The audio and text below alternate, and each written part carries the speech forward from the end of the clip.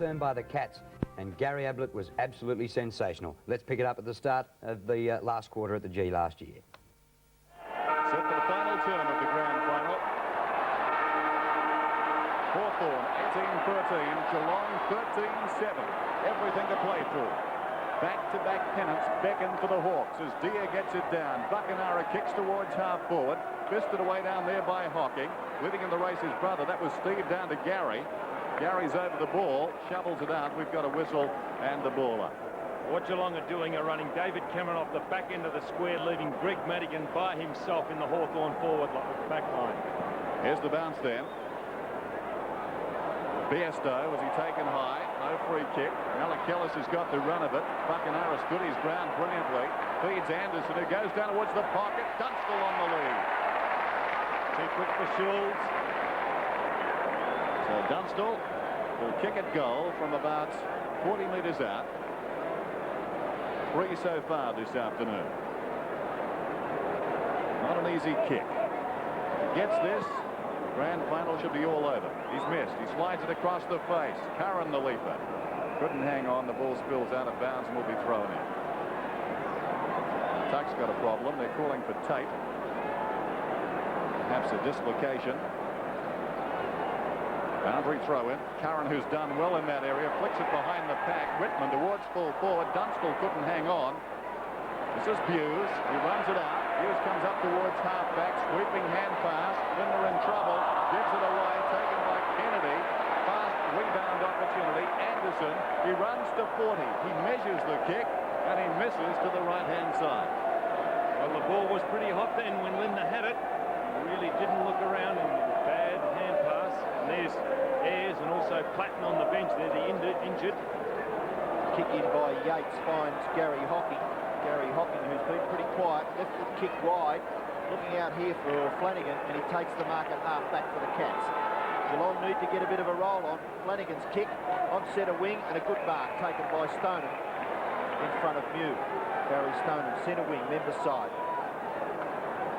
The drop punt kick up towards half forward. Who's home here for Geelong? Linder flies from the back, can't take the mark. Couch knocks it on. So there's a free kick being picked out of it, and it looks like it's going to the Brownlow medalist, Paul Couch. Outside 50 metres.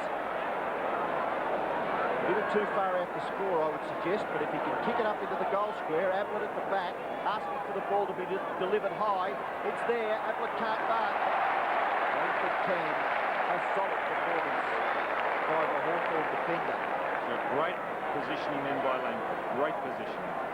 Langford now kicks after only 2 steps. It slews off the side of his boot, and Bairstow marks at centre half forward for Geelong. Move the ball quickly. Cats, no time to waste.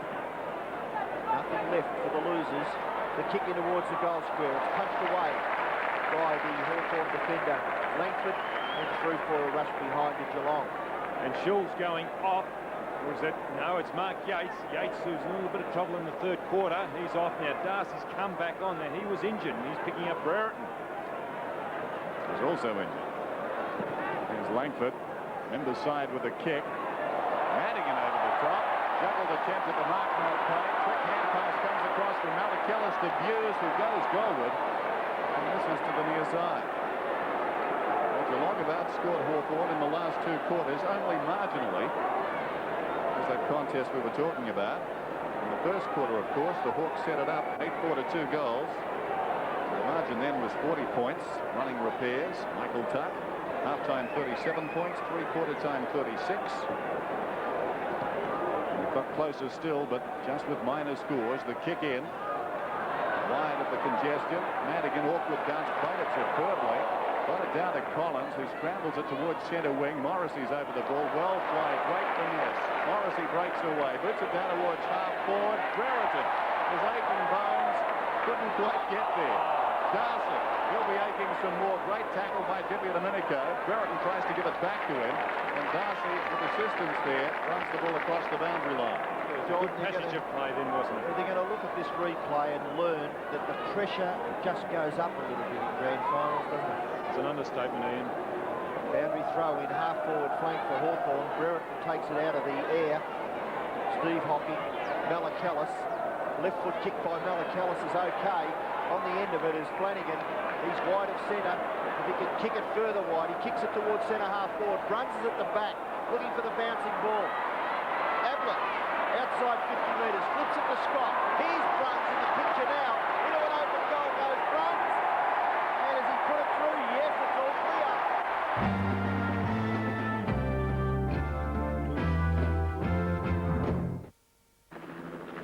A Westpac Bonus Saver account can deliver you an extra 2% interest on your savings. Reward yourself with a Westpac Bonus Saver account now. You can bank on Westpac. G'day. How you doing? Good, thanks. You're off on a golfing holiday, are you? Yeah. I play a bit myself, actually. Off 20? Be off 12 if I could putt. Yeah, I know the feeling. Can I get you a beer? Yeah, that'd be great. Thanks, mate. Mr. Shearer, your boarding pass, Oh, sir. thanks very much. So, I'm not working, eh? Oh, yeah, I wouldn't expect it. Looks like we've got an extra 30 minutes to work on that one. Cheers, mate. Yeah, great. For 100% hospital cover and much higher benefits for dental, physio, optical and other extras, you'll find HBA Premier Cover takes the cup. New HBA Premier, the best health cover package in the state.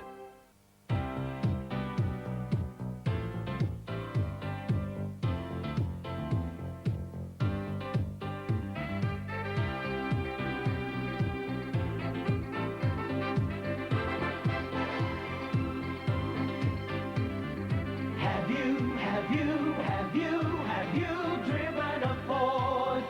Driven a Ford? Lately.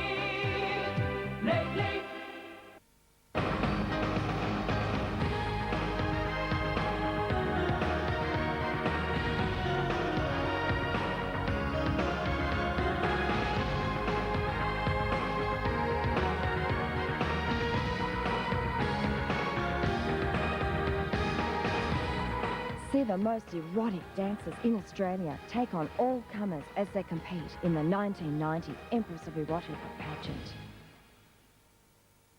To Tommy Lapp in the rims. Can you hear me, Tommy? They won't let me in, Harry. Ah, you're kidding. Hang on, Harry. The coach is speaking. It's about getting the ball and keep possession of it. But what they don't know is I've got the ball. The limited edition 1990 AFL Premiership footy. But is it the real McCoy, Tommy? I'll say it is. Printed with players' names and stats, and you can get yours in tomorrow's Sun. Strike lucky someone spins the footy. You took your eye off the share on that time, Tommy. This week, as Mazda presents Sports World, we take you to the grass courts of White City and the semi-final of the Davis Cup. The clash of the champions superimposed Shaftesbury Avenue and Alquoz at Randwick. Steve Monaghetti's towering performance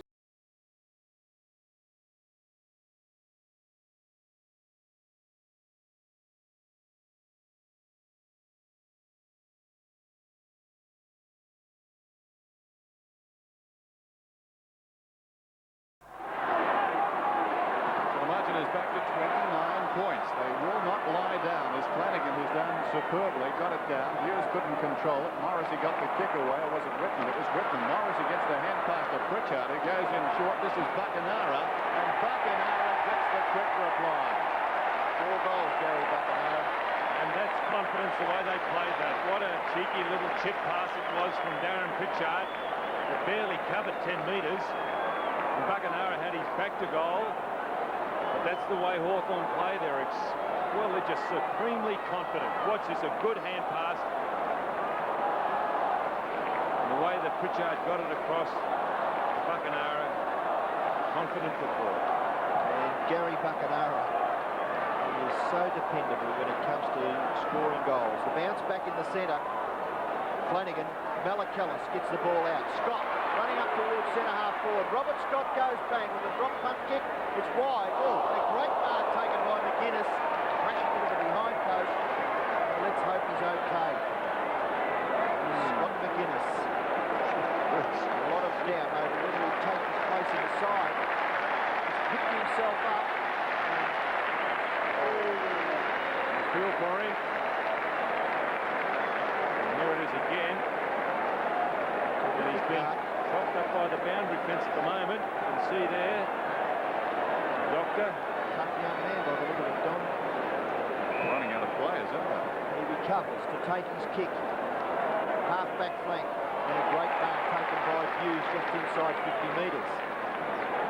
So you mentioned, Dennis, that Geelong, they just won't lie down. They are certainly making a game of it, but they are playing catch-up football. Hughes from the 50-metre line. The drop punt kick, drops into the square. Marking contest, Ablett can't take it. Hamilton will kick a goal. No, it slews off the side of his boot and through for a behind. Just a little off balance there, Shane Hamilton, and he kicks Geelong's 10th behind.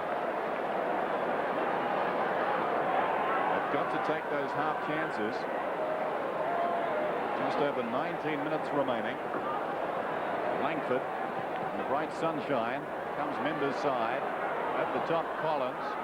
This is Bairstow waiting behind a quiet day. Pulls it back across his body. Malakellis camped underneath it. Goes back with great courage.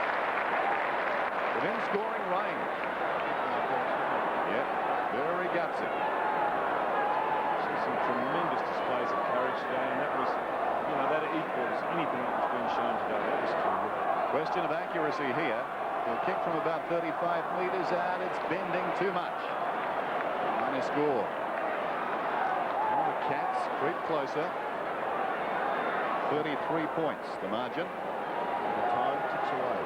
Hawthorn, one of the great sides of all time. So spare a thought for the Cats today. They tried very, very hard. They stood them up a start. Since then, it's been very even. Bruns on the outer side, takes the mark. There's the time remaining. Bruns, only 9 possessions so far. Centering kick, Flanagan marks. Getting plenty of target practice at the moment, the Cats. He's a long way out. He is a good kick. He's been one of their better players today. He kicks from 52 metres. Oh, it's going long. It's a goal. I wish I could pick winners at the races like that. Well, Darren Flanagan's had the better of Greg Deere. Now, Greg Deere had the better of Simon Madden because of his mobility last time he played, but in football, you're really only as good as your last game, and in a final, an ordinary player can really lift himself, and Flanagan has done that since coming off interchange bench, showing great mobility around the ground, but more importantly, he's getting hit-outs in the centre.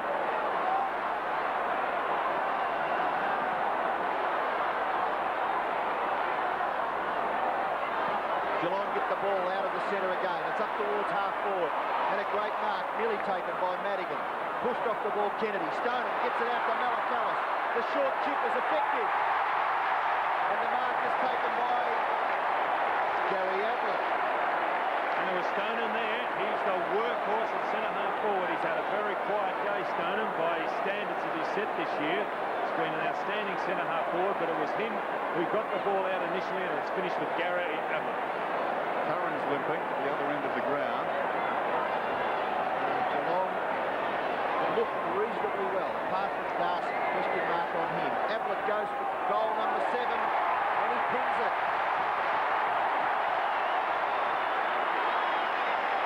Gary Ablett is one of those players. He's not overconfident, but to speak to Gary, I remember him as a youngster, a teenager, when he first came to Hawthorn. He wasn't blasé, but he was very, very confident fellow, and he's got a lot of confidence in his ability. There's not overconfidence, but the way he handles himself on the football field, and he knows what he is capable of doing, and he just does it so well. A disturbance in the crowd. Back to 21 points now. Dia slaps it down towards half forward. Hughes does nicely. Hawthorn have players down with cramp now. Condon is down. Meantime, the ball on the forward line. What a magnificent mark by Langford. He had the judgment. It's all happening. That's half a streaker. Here's Anderson. Out towards centre wing. The Hawks looking a little bit tired now. Over the top it comes. Pritchard. Have they got the poise to subdue one more challenge? At half forward, fisted away by Darcy. Boss has got it, scrambles it high. Couch will come. Fisted away by Condon there. Hughes did well. Couch confronted and runs away. No great tackle. Whitman ran him down. Curran's got it. Kicks to about 20 metres out. Dunstall. Great use of the body. Has taken this mark. And maybe now they can quell this uprising. Gee, they've made some mistakes, Geelong. Couch on that occasion there. Yes, they're running into wrong positions, aren't they? They're just trying to do too much. I think it's a home and away game. Dunstall has kicked 3. Make that 4. Well, a lot of Hawthorn's goals have come through Geelong mistakes, and that one came through a Geelong mistake. Why they try and run around and get themselves out of trouble on a half-back line in a pressure game. You can only do the instinctive thing, but Geelong are not doing it. Perhaps their instinct is all wrong. But a great goal by Dunstall. Yes, they've just had too many options up forward. Hawthorn, Curran has kicked. Peter Curran has kicked 3.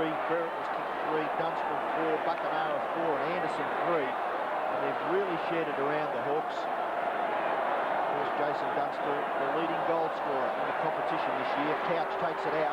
Gets the hand past the Bairstow. Here come the Cats again, up towards half forward. Nearly the gather by Ablett. The ball out the back to Collins. He tries to flip it out, and he gets it to Madigan. Madigan fumbling with Mew. Scott. Opportunity for Whitman. Here's Ablett swooping on the football. Well tackled by the brother-in-law Tuck. The kick goes into the pocket. Hamilton close to the boundary line. Can he keep it in? He's one out. He flips it out the back.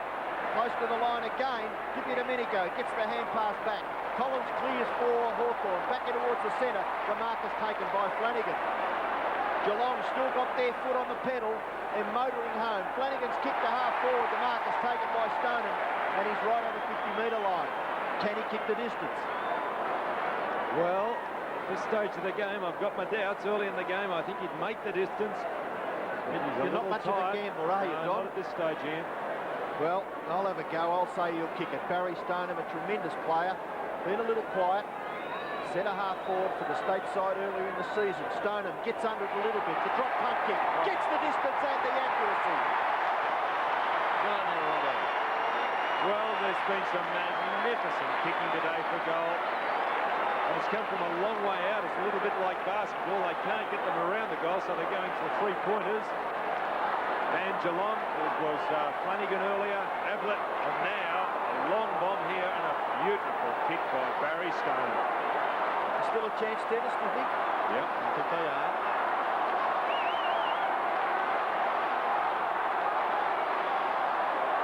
Outstanding grand final. We're back to 21 points again as the Cats simply keep on coming.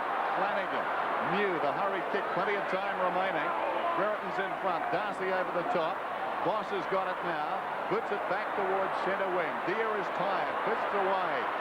Domenico on the outer side, out of the traffic, hooks it towards centre half forward. Hawthorn have got the numbers. Boss flew over the top. Morrissey breaks away. Morrissey runs to 35. Left foot towards goal. And he's missed. Actually, he was pushed onto that by that bump by Bairstow. Morrissey. Bairstow should have retained him by a tackle. 1:13. Beautiful day. Ideal conditions. Ball on the outer side. Winders over it. Shovels it up. Buckenara goes to ground looking for a free kick off the ground there by Darcy. The whistle's gone. Buckenara's free. Bit lucky. His contribution has been valuable. 4 goals. Wonderful play. Down towards the pocket he goes. Dippy at Domenico. Could have got 50 perhaps had he been collected. He plays on. Kicks towards goal. The kicks are behind. Don't know what Linda was thinking about then. Stupid play, Dennis. Yeah. Hawk supporters looking a bit anxious there, Dennis. Yes, emotions running high. Schulz kicks in. Members side. Cameron in front. Takes the mark. Good mark, that one. Yes, Cameron at half-back. And they must move it quickly. They just can't slow down. Cameron called the play on by the umpire. Kick up towards half forward. Stoneham's bumped off it by Mew. And Mew kicks the Hawks back towards centre half forward. It's a Hawthorn mark. No, play on. Curran has the football. Can't really do much with it. Morrissey can't do much with it. David Cameron again. Kicks the ball wide. There are 2 Geelong players out there. They've got 10 metres between them. Now Hughes gathers it between half-back and centre wing. The kick towards Hamilton. Hamilton gathers the ball well. Kicks it around the corner towards half-forward. Ablett and Langford. Malacallis up umpire calls play on. Mellicallis on the boundary line. Runs over the line. Did he keep the ball in? Yes. The kick back towards half forward. Punched away by Langford. Tapped on by Deere. Pritchard dispossessed unfairly by Flanagan. Pritchard will take the free kick at half back for Hawthorn. No, that was accidental. Nonetheless, quite deemed it too high. Darren Pritchard, 21st possession. Kicks the ball high towards centre wing. A big punch from behind by Limner. The ball goes back towards half forward. The bouncing ball a little awkward for Tuck. And he puts his body in a great position and he's rewarded with a free kick. So Michael Tuck, will he be the man to hold the Premiership Cup aloft at approximately 10 minutes past 5? Michael Tuck's kick towards half forward. No mark taken. Good punch away. Condon, well tackled by Bruns. Buckenara's there again. He's tackled by Darcy. The ball comes free. Curran gets it back to Brereton. Brereton's hand pass arrogantly to Deere. Condon should have been tackled by Cameron. Condon rides the bump. The ball comes to Gary Hockey. He gets the hand pass wide. Opportunity for Flanagan. Hand pass to Couch. Couch on the left foot. Kicks the Cats up towards centre half forward. It's 1-on-2. Stoneham can't mark. John Kennedy takes the ball away. It's action aplenty. Buckenara's kick towards half forward. Deere can't do much. The free kick is down the ground because Buckenara had been interfered with after he kicked the ball, and Hawthorn go on with it. Up towards full forward. Punch away by Schultz is over the line, and we'll have a boundary throw in. About 30 metres around from the Hawthorn goal. We've got 10.5 minutes left in this grand final. Throw in. Curran behind the pack, taken by Boss. He's claimed. Down goes Curran. Tries to kick it forward. Across it comes to Bairstow from Hocking. He's still running with the ball. Well played. Spills come across to Limner. Limner breaks away from half-back. His second bounce carries into centre wing. Well shepherded. Goes long down towards the pocket. Ablett is there. Almost a one-hander. Finds it on the ground. From 25 metres out. He's kicked it. His 8th goal. Oh, Gary Ablett. He's just quite amazing. If you want to see a footballer in action, come and watch Gary Ablett. He measured that guy, he lined it up, and he was just so casual, but he just got so much confidence in his ability. Here's Limner breaking off half-back. And credit to Geelong, they just won't lie down. Gary Ablett, he's kicked 8 goals. And that was on the left foot, a great goal. 17 points the difference. Just a tick over 10 minutes remaining. The attendance today, 94,796 as Flanagan wins it down. Deere boots his side towards half forward. Stephen Hocking goes off the ground. Geelong appear to have the run. Couch was tackled. Gary Hocking flicks it out wide. Bosch has got the run. He storms across centre wing. He fires it to half forward. The miracle worker is down there. Ablett carried under the ball. Hamilton behind. 40 metres out. Open goal. It's home. Another one.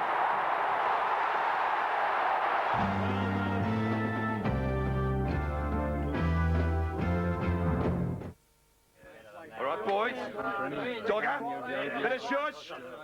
Now, as we all know, the team that trains together, trains together. That's right. And one of the drills we've practiced, of course, the shirt front. There are times when it's unavoidable. But now that 4 and 20s have got more meat and less pastry, you won't want any of it on your shirt front. Because 4 and 20s have never tasted better. I believe in you, boys. So get out there at morning, tea time and lunchtime and get stuck into them. 4 and 20, the great Australian taste. NEC make the most popular fax machines in Australia. One reason is speed. Every second your fax takes to transmit interstate or overseas costs money. NEC make a NEFAX that's so fast it can transmit a page in 9 seconds. Other faxes can take much longer. Being fast keeps us one step ahead. No fax beats NEFAX. If you're in to Jazz, here's an offer you shouldn't miss. That's Jazz. 20 tracks of great jazz by the all-time jazz greats. Louis Armstrong, Jimmy Rushing, Pee Wee Russell, Billie Holiday, Benny Goodman, Teddy Wilson, Fats Waller, Jimmy Witherspoon, Jack Teagarden, and many more. When you buy That's Jazz, you receive That Swing absolutely free. That Swing with Billy May, Gordon Jenkins, and Richard Heyman. That's Jazz and That Swing, out now on record, cassette, and compact disc. For 100% hospital cover and much higher benefits for dental, physio, optical and other extras, you'll find HBA Premier Cover takes the cup. New HBA Premier, the best health cover package in the state. I'm big now, everybody knows that, but Pete, he's big too. And Jim, well, he's huge. But we're all different. Different heights, different weights, different sizes, and that is where king-size menswear come in, because we at King Size can outfit you in some of the world's top labels at affordable prices too. There's working gear, business, sports, casual, evening, everything. So for fashion gear for the bigger than average Aussie, it's king-size menswear. We've got a size for you. If you love Australia's outback, and if you've ever fallen in love, Seven presents a new mini-series that is set to become a television landmark. With major performances by Annie Jones, David McCubbin, Tina Bursell and Warren Mitchell as the Aussie characters you will take to your heart. About another week that way and you'll hit Alice Springs. You'll be captured by its warmth, thrilled by its power, and touched by the true spirit of outback Australia. I love you. Sunday on the Seven Network, Jackaroo. 9 minutes left. 2 goals the difference. Linder on his own on that outer wing. Can they gather the ball? Malakalis, Brun, smothered. Kick off the ground by Dicky Domenico. The Hawks have the numbers on this Members wing. Buckenara, over the top, Anderson. Into an open goal goes Anderson, and it's there. Hawthorn by 17 points. Well, it was an open forward line. The only fellow down there was Dunstall. He was in the square with his opponent. So Hawthorn could flip it over as they did there, and Anderson, who's been a real headache up there, has gone and he kicked his 4th goal. But he had really no opposition. Well, all the skill in the world sometimes stands for naught. Just hacked out of mid-air by a Hawthorn player, and it favoured 2 others. And maybe a dream ended on that mid-air fly. Flanagan, regrouping, trying to marshal his efforts for one more charge. 21-16 to 19-11. Buckenara with the time showing. Condon the quick kick, only as far as Hughes. We've got to go long. That's the story. Hughes alongside the centre circle. Deep. Ablett with the run. Up he goes. Couldn't hang on. Hamilton again the opportunist. Hamilton from 45 metres. Pulls it back. They'll contest about 5 metres out. Off hands, an opportunity for McGuinness. He runs it out. He comes Members side with a kick. A good one too. Into the path of this man Whitman. He's got some time and space. He boots towards half forward. It bounces just inside the field of play and runs away from Morrissey for a throw-in. It's a good kick by Whitman there. What a great game that we've witnessed. 21 goals 16 to 19 goals 11. And all players looking a little weary. Perfect conditions at the MCG for the grand final. And the players really looking as though they've played a game of football this afternoon. Brereton thumps the ball over the boundary line. We'll have another boundary throw in. Madigan and Buckenara are loose for Hawthorn. They haven't got opponents. They'll have to man up. On centre wing with just 7 minutes left. Hawks lead by 17 points. Brereton takes it out of the boundary throw in. The bounce favours Dicky Domenico. He crashes his way through. He goes for goal with the left foot, and it bounces through for another behind. So that means the difference now is exactly 18 points. 3 straight kicks for Geelong, and they could tie it all up. But have we got enough time left? It's under 7 minutes now. The kick goes straight up the ground. Flanagan can't mark. It's punched away. The rebound comes back towards Darcy. Gary Hockey fumbles badly. Tuck intercepts. Hand pass goes to Madigan. Short kick marked by Stephen Hockey. Rebound football. Hamilton goes to Bairstow. The Cats are in open space on the outer wing. Bairstow up towards 50 metres. A little chip kick, and it finds Scott well within scoring distance. But you can't blame Collins on that occasion. He was in 2 minds. Geelong were drawing him. And at least the fellows up the ground had presence to find Scott. Good play, Geelong. Scott, 35 metres, runs right up to the man on the mark, hooks the kick across the face of goal, and it just scrapes in for a behind. So now Hawthorn by 17 points with 6 minutes left. What a classical grand final. The up-and-comers challenging the champs. And it's going right down to what should be a pulsating finish. Geelong running on the better. There's no question about that. This is Couch, a centering kick. Malakella's in open space alongside the centre circle. 143 to 126. Malakella's unloads. Why not? Ablett's down there. Drops off the pace. Missed down there by Langford. Oh, great recovery too. Gets the hand pass away. Courage from all concerned. Runs colliding with Dippy Domenico.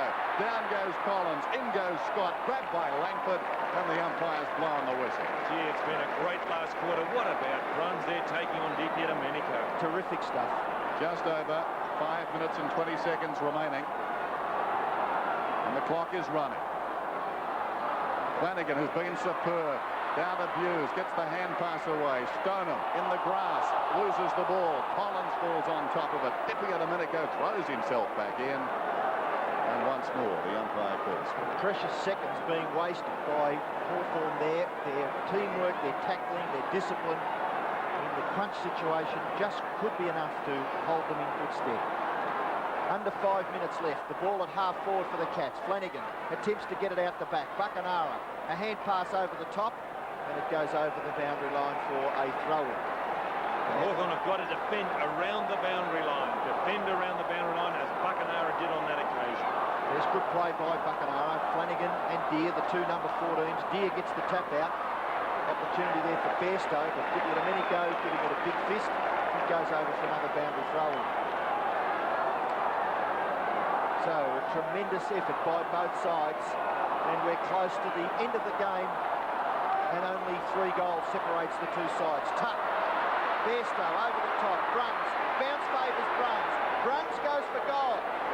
Brownless at the back, Ablett! This could be the record number of goals kicked in a grand final, at the moment held by Dermot Brereton. Gary Ablett has kicked 8, a chance to kick his 9th. That mistake coming from his brother-in-law, Michael Tuck, on the outer flank, the back flank for Hawthorn. Here goes Ablett for goal number 9, and he's threaded it. Well, it's just snuck in that one. And what a game. On the half-back flank, it was Michael Tuck trying to do the right thing by going over his head to the boundary line, but it was cut off by the Geelong forwards. And then Ablett just holding his ground. Here it is, Bairstow runs. There's the high ball. It was a great battle between Langford and Ablett. You think anyone's left the ground, Dennis? I don't think so. What a game. What tremendous stuff. When they write the book on grand finals, this will rank with the best of them. We're back in the middle. 9 points the difference. There's the time remaining. The fast finishing Cats. Watered this time as Whitman boots it to the outer side. Condon leads in a foot race. Gary Hocking behind him. A tired Condon slipped over. Away comes Bruns. Bruns on the outer side. Kicks towards centre wing. They're fighting for their football survival now. Close to the boundary line. The Brownlow medalist crashes in. And it's out of bounds and will be thrown in. Ball Couch. 13 kicks, 10 hand passes. The two 14s. It fell forward. Whitman, the hurried kick. Inside the last 3 minutes now. Ball on centre wing. Geelong slip over. That time it was Bairstow. Morrissey the hand pass away. Pritchard the run. Goes down towards the pocket. Curran goes back and takes a very courageous mark. The luck of the draw there where the kick came off the Hawthorn player's shin and Couch slipped over.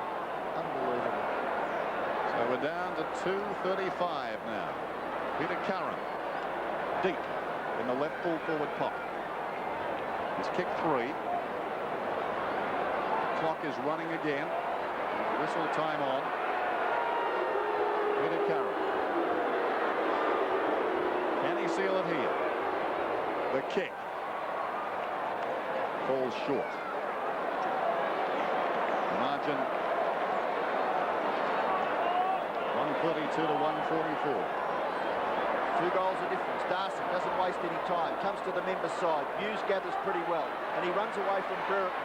He's up towards half-back. No one really to kick to. It's right on this members' wing. Collins will take it over. And that'll waste some more precious seconds for the Hawks. They lead by 2 goals. 21 goals 18 to 20 goals 12. A fantastic game of football. The 1989 Grand Final in perfect conditions here at the MCG. Couch finds some space, but he's well tackled. He gets the hand pass back. Hamilton somehow gets his foot to the ball. Up towards half forward. Stoneham flips it out the back, but Collins is the first there for Hawthorn. He kicks it across his body, and fortunately for Hawthorn, Darren Pritchard is there, and he takes the mark on centre wing. Well, Hawthorn slowing it down. That's what they've got to do. A minute and a half left. Pritchard has the ball. His 23rd possession. And Pritchard doesn't waste any time and kicks it now up towards the 50-metre line. The Geelong defence punch it away. Hockey transfers play to the opposite side of the ground. Dippy Domenico can't mark. Linda a little late on the scene. Hamilton gathers. Kicks it to Scott. This could be another Geelong goal. There'll be only one kick in it if Scott can get the ball. He gathers well and kicks it to Cameron, who's marked 40 metres from goal. He'll have to kick it quickly because there's under a minute left. Cameron, move it. Panic stations. Taking too long. David Cameron has kicked one. David Cameron has kicked 2. That'll stop the clock. Well, what a magnificent load. What can we do in here? Geelong have got to just go straight down the centre now. They can't afford to waste time. Hawthorn, on the other hand, have just got to hold it up.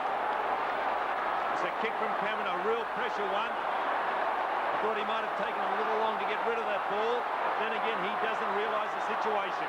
He kicked 8 goals, Dennis, in the last term. What a fantastic finish. The dying seconds. Geelong need a goal to tie. And there's going to be a ball up. Valuable time is just ticking away. We're down to 15 seconds now as play restarts. Geelong must get it immediately. One down by Flanagan, taken by Views, upended by Dippy Domenico. They lock it up again. It looks like it's all over. The dream of back-to-back pennants is all but there as far as the Hawks are concerned. There's the siren. Hawthorn have won it by 6 points. A heart-stopper. Ladies and gentlemen, you've just seen that racing. A barnstorming finish by the Cats, but they failed to get up just by 1 kick. 21-18 Hawthorn to 21 goals 12 Geelong. A great game, and I think, Bernie, the Hawks would have been pretty happy to just fall over the line. Well, they were the walking wounded in the end, weren't they, Drew? Because there's so many players. Dippy Domenico, of course, had that terrible rib injury, and a number of other players really suffered from the onslaught from the Cats in that first quarter when it started off with, of course, Yates running through Dermot Brereton. Well, the courage shown by Dipper and Dermy, who've been there for so many grand finals, I reckon their courage won them the flag. Yeah, certainly. Well, they're a team of character, and they've shown that playing in 7 consecutive grand finals, and unfortunately they're not there this year, but probably one of the best teams you've ever seen over the last decade, the Hawthorn side, and of course they've had great coaches in those years as well, Yabby Jeans. And yeah, and we didn't know at that stage that it was Yabby's last grand final as a coach. That's right, yeah. Well, he's had a tremendous record, 25 years at the top. What a record, Yabby Jeans, and he's had some great teams underneath him. Yep. Well, pretty soon we're going to move on and see some more football, but now, something for you out there. Tonight we're running a competition. We're going to look at the best 5 marks taken in the year 1990, and you have a chance out there to phone from your home, ring up and vote for what you reckon is the favourite, and some lucky viewer out there stands the chance to win a magnificent Ford Laser GL hatch. And here is the car that you can win. A viewer can win it, and also the player, voted by you, the public, to have taken the mark for 1990, gets the chance to win the Ford Laser GL hatch. A magnificent prize. Our commentators have voted on the best 5 marks for the season. We're going to show them to you now, and after you have a look at the marks, we'll tell you how you can be in it and a chance to drive away that terrific Ford Laser. Here are the marks. Alec Ellis centres the ball. Ablett.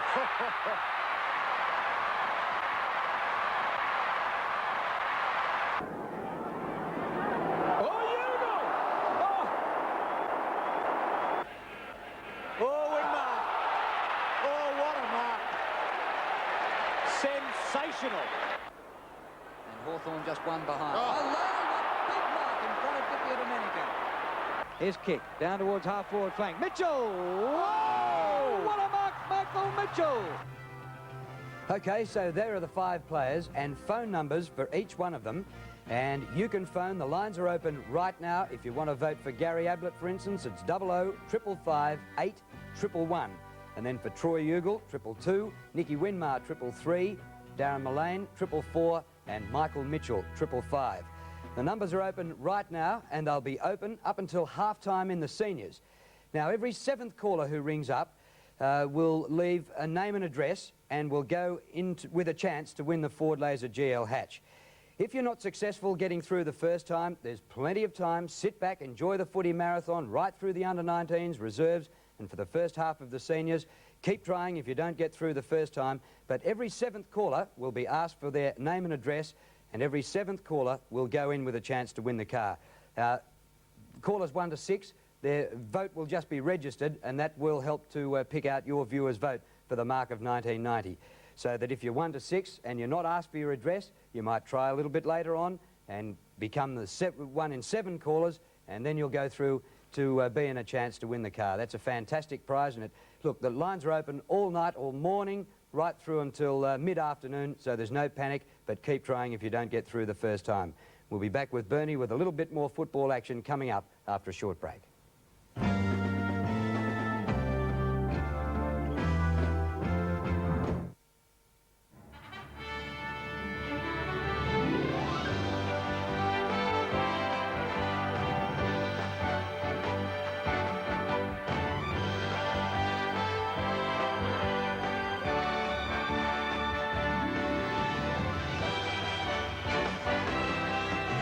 When you have the tradition, the pride, and the spirit, it shows in everything you do.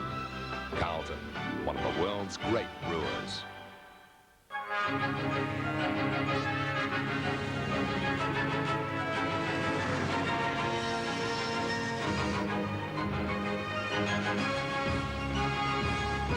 Where do millions of jets, helicopters, planes, trains and trucks go when they're low on fuel?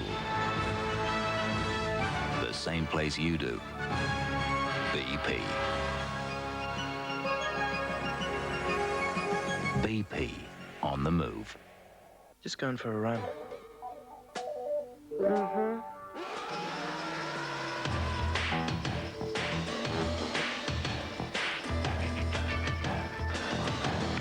The limited edition 1.8 litre Nissan Pulsar Reebok. 2.5 grand worth of extra value at no extra cost. You'd better run for it, or you'll miss out. How'd you go? Pretty quick today. It's a Nissan, that's my car. Because some people prefer soluble pain relief, we're introducing Panadol Clear. It dissolves fast, so it works on headaches, pain and colds fast. And Panadol Clear is pleasant tasting. It won't upset your stomach either, because Panadol Clear is made of gentle-to-the-stomach paracetamol. Panadol Clear, it's the new solution. Use only as directed, but if pain persists, please see a doctor. Eric Clapton.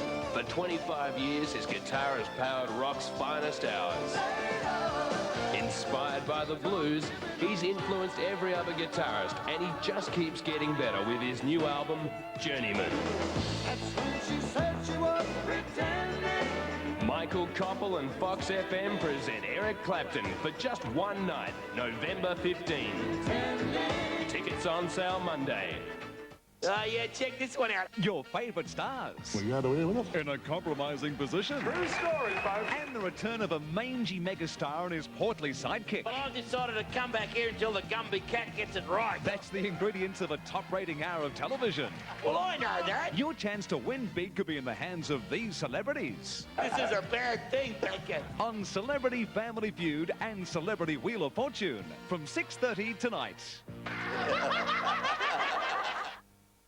Welcome back to Seven's Footy Marathon, something for Richmond and Carlton supporters coming up right now. We go back to season 1972, and in the grand final that year, all sorts of records were broken by high scoring.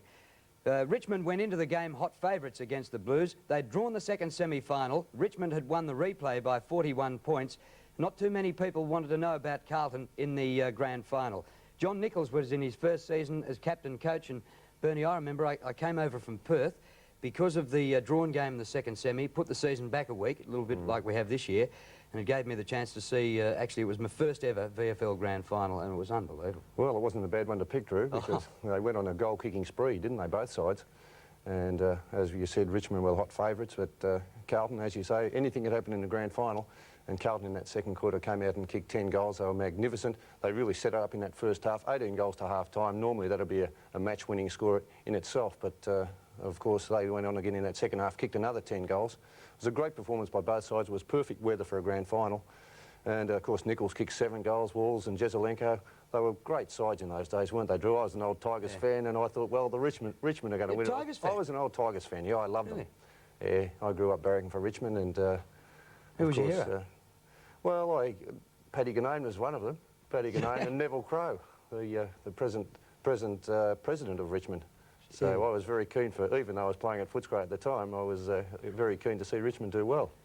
And Big Nick, in his first season as a captain coach, played a really good ploy this day because he rucked Perce Jones all day, and Nichols, who was one of the game's greatest ruckmen, went to the forward pocket and just kept kicking goals. Yeah, that's right. Who played on him that day? Boyanich, was it? Was it that long ago? It's a long time ago, Drew. Well, we'll have to have a look at it to remind ourselves. Yeah. That was a terrific game that year. Let's take a look at how it stood at quarter time. And it was already high scoring. Carlton 8-4, 52 to 5-4, 34. That's not a bad opening to a grand final. Whatever happened in the first quarter, well, it was even better in the second quarter. And that's what we're going to show you tonight.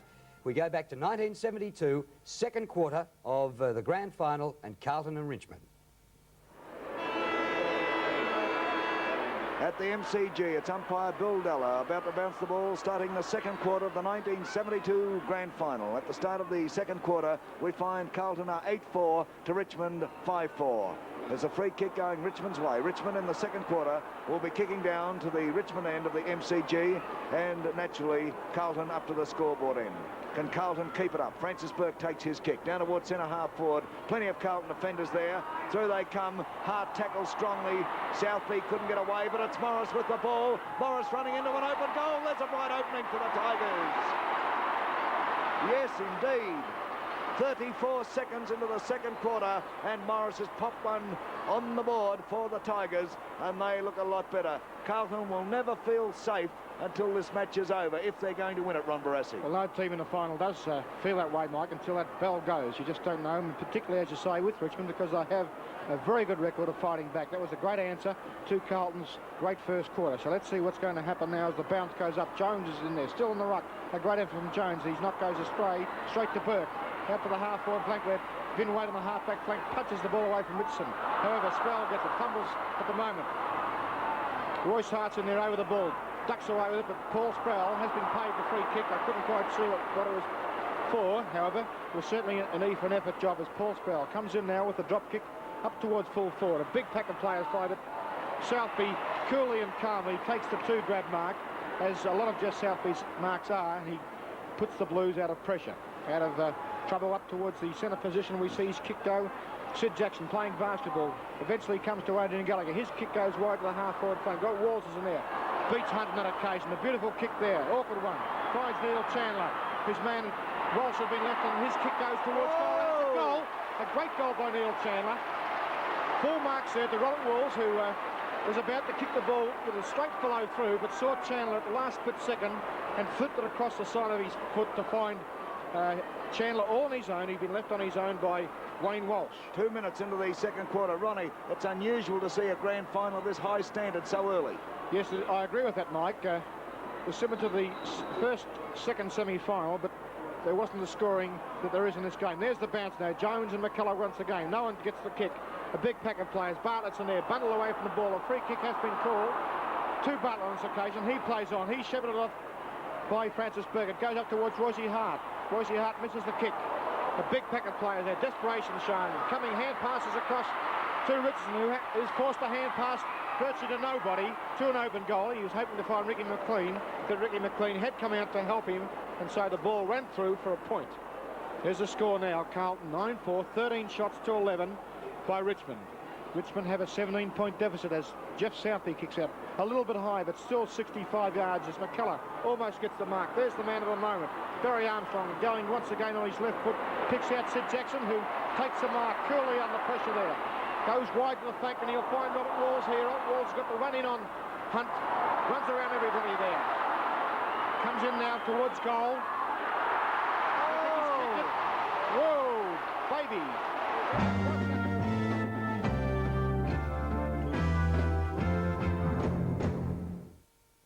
G'day. How you doing? Good, thanks.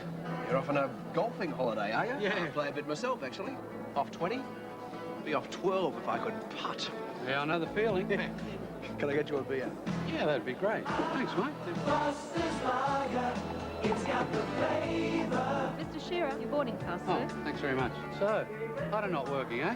Oh, yeah, I wouldn't expect. Looks like we've got an extra 30 minutes to work on that one. Cheers, mate. Yeah, great.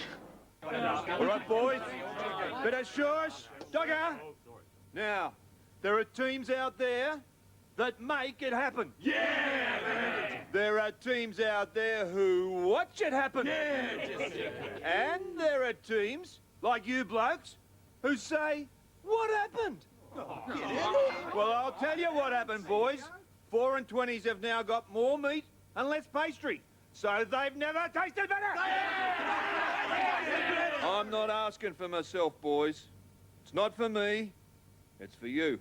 Yeah. So go out there at morning tea time and lunchtime and get stuck into them. 4 and 20. The great Australian taste.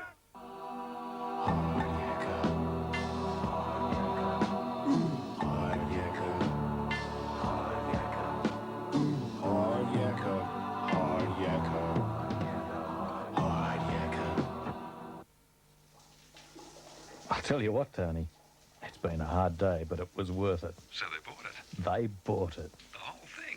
I told you not to worry. So we got a new partner. More important, we now have the team to chase that big contract. Well done. Well done. The Westbury Hotel, Sydney. Just what you need after a hard day's business.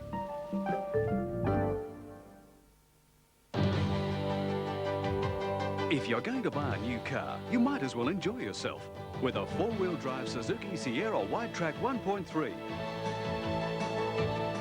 or multi-award-winning Suzuki Vitara with options including power steering, power windows and mirrors, central locking and automatic transmission. The fun starts at only $12,990. So test drive a Suzuki Sierra or Vitara, just for fun. A day off with Ferris Bueller's got nothing on a night on the town with a babysitter. I don't think you recall what I've been doing tonight babysitting. The daughter thinks she's a superhero. The brother's got a crush on her, and his friend's a party animal. The guy is a total loser. The babysitter's having a bad night. Right. Babysitting is dangerous. But the kids are having a ball. Oh, God. We're at my parents' party. Elizabeth Shue of Cocktails stars in the non-stop comedy riot A Night on the Town. Premieres 7:30 tonight on 7. That couldn't even describe it, Mike. This football at the moment is absolutely marvellous. It was great play then by Jackson. From the bounce again, it's Jones who once again beats McKenna for the knock with Francis Burke. His kick smothered. It comes back to Burke once again. He breaks out of the centre with a long kick. Almost finds Neil Barham. He's bustled out of the side. A long hand punch by Southby goes through. Armstrong knocks it on towards Hall. There's players going everywhere at the moment as Hurst of Carlton comes out. Breaks onto his left foot, puts a short one in, finds Dixon. Dixon about to hand pass, but plays on with a kick down at centre half forward. It's Chandler who knocks the ball on past Walsh. It's Walls coming in once again. He grabs the ball, puts the ball onto the left foot. It's swinging back towards the goals, and once again Walls has put it through. And that's Walls' second in a matter of about 30 seconds, maybe a little bit longer, and his third so far in the game. 4.5 minutes into the second quarter, and 4 goals have been scored. 1 to Richmond and 3 to Carlton. Carlton 11-4. Richmond 6 goals 5, and there they are, the Brains Trust. Tommy Hafey, you can see from the look on their faces. Tommy Hafey obviously not happy. Umpire Bill Dalla walking past Francis Burke, who's trying to urge the Richmond boys on. And they need a lift at the moment. As again, it's Jones and McKellar. A big knock from McKellar. Knocked on by Morris. Dool knocks the ball away from Hart. It comes back to Morris. He bursts straight down the ground. Puts the ball down towards the goal square. It's McLean and Southby. But a great mark in defence. Taken by Southby. He plays on quickly, running around the outer flank. He's bounced the ball twice, puts the left foot down towards the centre wing position. Jones is up high, comes through now. It's Waite who bursts through the pack, breaks away for Carlton. Looking for Robert Walls. Walls is up high, and it's Walls almost takes the mark. Plays on, dives on the ball. There's a pack for him, but Keogh comes out with the ball. Keogh runs around and plays, drives it towards the big one. It's another one to Carlton. Keogh's second. John Nichols in the screen now. You can see the elation on his face. He's yelling at Kevin Sheedy, but Sheedy's not wanting to look back as Carlton go to 12 goals 4. Richmond 6 goals 5, and what a quarter. Carlton have kicked 4 goals in 3.5 minutes. How is that? It's not bad, Mike, seeing Richmond kick one as well in that same time. This is fantastic football.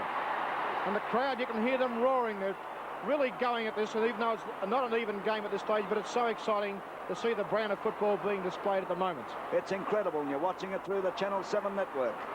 At the MCG, Della bounces the ball, up goes Jones, taken there and kicked forward by Gallagher. It's at centre half forward for the Blues. Hunt knocks the ball away. Jesselenko manhandled, but he picks the ball up. A hurried kick, he couldn't do much else about it. Taken by Kevin Bartlett of Richmond. Bartlett now to the wing position. McMillan throws himself at the ball, well played. Over to Royce Hart. Here's trouble for the Blues. Look at Hart go. A hand pass to Francis Burke. Burke a long kick down forward. Balmer's there, it's his. Beautiful. Beautiful Neil Balme. A great mark. And Balme has already kicked one. He would be 35 yards out, directly in front. Kicking to the Richmond end. Richmond need this one. Balme kicks. It's swinging. But it's there. And Richmond reply at the 7-minute mark into the second quarter. What a game. Mike, Richmond have moved Graham Bond to the back pocket. Kevin Sheedy's gone towards the centre of the ground, exactly where Sheedy is going to play. It'll be hard to see at the moment. The board reading, Carlton 12 goals 4, Richmond 7 goals 5. There's Bond down in the back pocket now with Trevor Keogh. Sheedy is now back in the centre of the ground. Bond coming from the centre wing position. Possibly Sproul will go to the wing. Sheedy to the centre. It's just hard to say at the moment just what move Tommy Hafey has made. But Bobby, in the second quarter, 6 goals have been scored in 7 minutes. 4 to Carlton and 2 to Richmond. Champagne football, Mike, as Robert Walls is there. He gets bustled aside. It's taken by Sheedy. Sheedy can't get clear, but it's a free kick for Kevin Sheedy. Sheedy at centre-half back at the moment. A shocking kick by Sheedy. Goes into the centre of the ground. Hurst of Carlton comes away with the ball. He breaks clear of McMillan. Drives Carlton out of trouble as he goes wide to the half-forward flank. Looking for Jesselenko. Jackson knocks the ball back. It's Highwood and Jackson in the race for the ball. Jackson falls at the crucial stage and the ball knocked over the line, and we'll find a throw-in on the Carlton half-forward line outer side of the ground. 4 goals 5 separating the two sides at the moment, as it's John Nichols there in the ruck. He gets a knockdown to Sheedy, but it's sharp by Kevin Bartlett. He gets a kick wide to the half-back flank. It's close to the line as Dixon comes through. Can't gain possession of the ball, and it beats everybody over the line, and we'll find another throw-in. Ruckman getting ready. John Nichols going for the ball with McKellar. It's Nichols in front. McKellar gets a knock. It's knocked on by Jackson. Armstrong of Carlton comes through, takes possession of the ball, hooks the ball back. There's a pack of players forming, waiting for it to come down as McKellar was up high, knocks it close to the boundary line. Keogh's there, but the ball beats everybody over the line once again. Again, contesting the knock. It's the same players, McKellar and Nichols. Nichols gets a knock, but it's taken by Kevin Bartlett. He can't get the ball clear. Highwood of Richmond has it. He again can't get it out. Gallagher comes in, puts the ball back down towards the goal square, and Jesselenko! What a wonderful mark on that occasion. Completely out of position, threw himself at the ball and took that one. Jesselenko has kicked 3. 2 goals to Jesselenko. Going for his third. Jesselenko only 25 yards out. The kick, close to the goal, but it's again 4 points as Carlton really have a run on. They go to 13 goals 4 as Jesselenko kicks his third. Richmond 7 goals 5. 10 minutes into the second quarter. Ron Barassi, I'm beginning to wonder whether I'm having a dream. Well, it's certainly a dream that for Carlton supporters coming true, because they're playing superb football, and everything that they've planned during the week in the way of tactical moves and talking to players and getting them really going in hard is coming off, as we see the centre bounce in there. Jones goes. He's been a dominant ruckman in this quarter, but there was some shepherding there against Francis Burke, I think by Ian Robertson, the man on his mark, as Burke takes the free kick now. Will drive his throw. That's indicative of how Richmond are going. Even Burke is not playing well. Paul Sproul couldn't take the mark. As we see Ben Waite on the half-back flank, goes for one of his long hand passes. Out to the man of the moment, as I said before, Barry Armstrong. His left foot goes up toward Walls. A beautiful hand pass from Walls across to Peter Jones. Carlton advance once again, and it could be a mark here. This time by Boynich. He read the play well on occasion, used his pace and dashed out to intercept that drive. There's his kick now out to the half-back flank as Paul Hurst flies high, couldn't take it. But Francis Burke does. He's the one hope that Richmond have at the moment. He's really playing well as he sets his kick into motion. Well down towards the centre-half forward position where David McKay flies. Couldn't take it. It's knocked across by Morris across to Kevin Sheedy. Goes for the wide one. Offside. And there's the first point for some time. And that's, as I said before, indicative of how things are going for the Richmond side. Nothing they try, not that they've had an opportunity to try very much over the past few moments, is coming off. And Southey with the kick now. Out, a beautiful kick, a good 70 yards, up to McKenna. McKenna has the ball, punched away by Jones. Goes to Sheedy. Sheedy being clever, is forced a handball under pressure. Out to Kevin Bartlett. He's got a lot of kicks, Kevin Bartlett. His kick, this one goes up towards the pocket, where we see McKay punching the ball away from Barn. Barry Richardson scruffs the kick along. He's got the ball now, has it, hand passed away, taken by Cumming, but his kick goes offline also, under pressure, and out of bounds on the full, taken once again by Jeff Southby. Southby from the back pocket on the outer side of the ground, about to take his kick. It's another good kick. Oh, he's kicking magnificently. I don't know about whether he should be using a drop kick or a punt kick, but the punt kick he's using is travelling 1 mile. There's Bartlett now of Richmond. Richmond struggling to get back into the game. It's a high one. It's floating over the boundary line. That'll be Carlton's kick, or maybe a free kick on to Neil Baum. A free to Baum. Baum of Richmond now. His kick goes right across the face of goals. They go for it. It's forced through for one behind to the Tigers. We are almost 13 minutes into the second quarter, and the scoreboard reads Carlton 13-4 to Richmond 7-7. We're not even halfway through the game, and there's a game score actually on the board at this stage. Southby now kicks almost to the wing position on that outer side of the ground. A chance for Sproul, but he's tackled there by Armstrong. Armstrong comes out with the ball. A long hand pass. Here's Jackson. Jackson gets around Francis Burke. Jackson now on the wing position on the outer side of the ground. His kick goes to Dixon. There's Walls looking for it. It goes towards him now. Jesselenko! It came from nowhere. Wayne Walsh, you could see the puzzled look on his face. Jesselenko's kick 3. He would be 60 yards out, directly in front. It's on the way. It'll get the distance. No, it'll drop short. There they go. Richmond defenders, but it's Walls. Walls gets it out towards Jackson, but the ball goes over the boundary line in the forward pocket for Carlton on the men to stand side. The throw in. There's Big Nick. McKellar goes up behind him, but Nick, around the neck. Gallagher. Well, Richmond really rattled. Players wondering what they can do to lift themselves. And Gallagher is no more than 20 yards out. You can say directly in front. You can see the angle. It's on the way, and it's right through. And at the 14.5-minute mark in the second quarter, Bobby, I'd say conservatively that Carlton have a grip on this game. Yes, Mike, but let's face it, whatever Carlton can do, Richmond's attitude after half-time could possibly be the same. They've still got 15 minutes of this quarter to recover in, and the way Carlton are playing at the moment, this is the quarter where Richmond are really in trouble because they've got to come back, and the way Carlton are playing, well, anything could happen. As again, it's Jones who beats McKenna. The knock, it's taken by Jackson. Jackson's kicks a wobbly old one. Walsh comes through and takes a timely mark in defence for the Tigers. Wayne Walsh Roger Dean having plenty of work to do as runner for the Richmond side. It's a nice kick by Walsh, goes straight down the ground. The pack fly, nobody can take the markers. Waite comes out. He bursts away from defence, drives the ball down to the half-forward flank, but it's Bond of Richmond who takes the mark, plays on quickly, drives the ball right over the half-forward line. Barry Richardson's there, and a good, courageous mark is taken by Barry Richardson, who was under a lot of pressure then, but stood his ground firmly and showed just how much courage that particular player has. Very gutsy. 50 yards out, directly in front. A kick that really matters. It's there.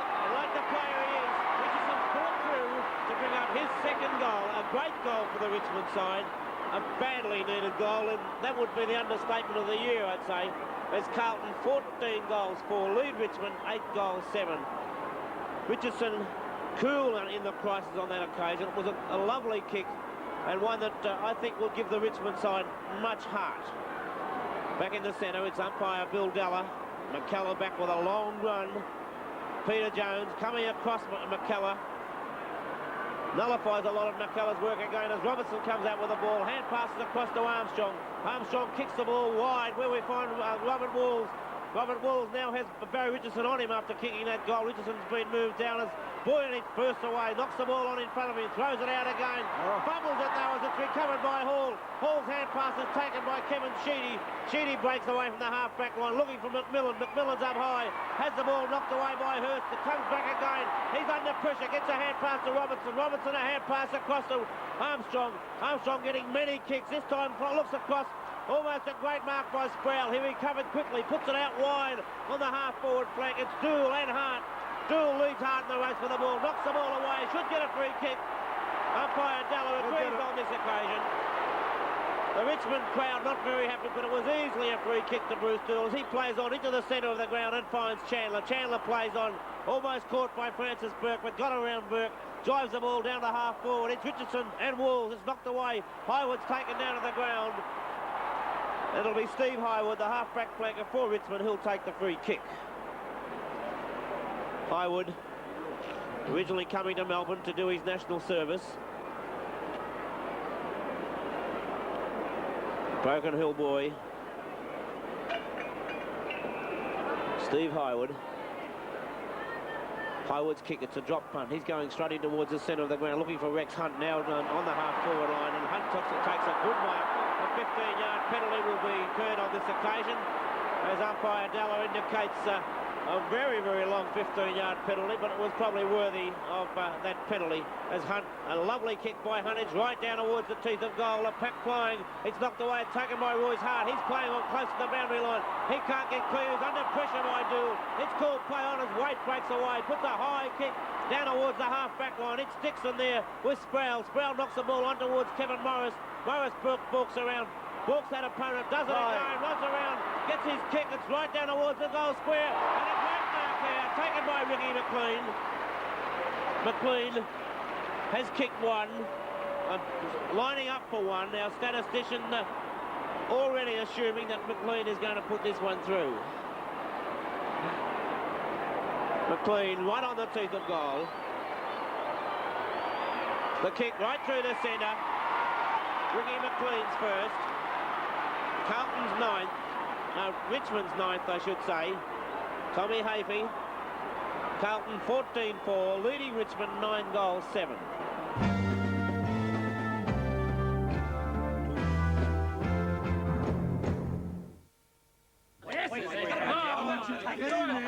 All right, boys, bit of shush.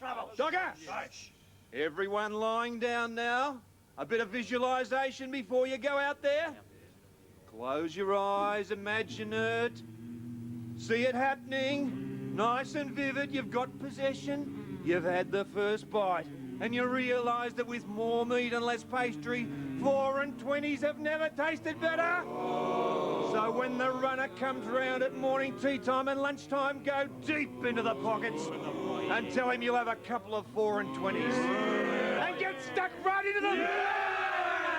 4 and 20, the great Australian taste. A Westpac Bonus Saver account can deliver you an extra 2% interest on your savings. Reward yourself with a Westpac Bonus Saver account now. You can bank on Westpac.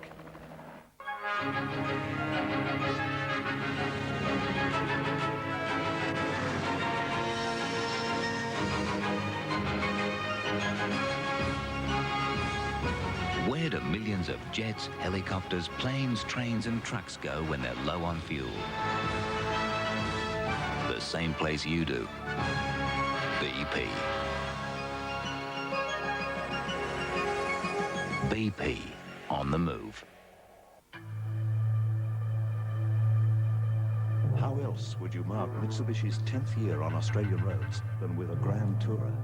With sport seats, sport steering wheel, front air dam, rear spoiler, alloy wheels with low-profile tyres, and a modified road-hugging suspension. The Magna Grand Tourer.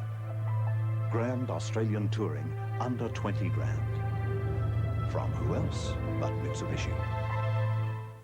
The timeless quality of the classics lives on at Sortino, the home of elegant furniture.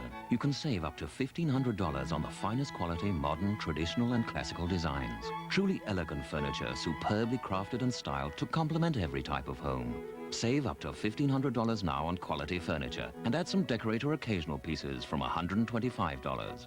Sortino offer fine furniture into the 90s, now at 3 locations. Sortino, the home of elegant furniture. Sunday, come on a spellbinding journey. Bed knobs and broomsticks, Disney's wildest and most fantastic adventures Sunday. The death of a close friend leads to an unlikely inheritance. In the sum of $6 million, I leave in the trust of Sister Stephanie. The relatives aren't happy. This is what your father wanted, and there's nothing I can do. We'll see about that. But one of them is behind a kidnapping. Who's gonna pay ransom for a nobody like me? A baffling mystery for Father Dowling, Sunday. Bobby, they tell me that yesterday in Melbourne, they were asking and getting $30 for standing room at the MCG. And I'll tell you, if you paid $30 or $50, you're getting your money's worth.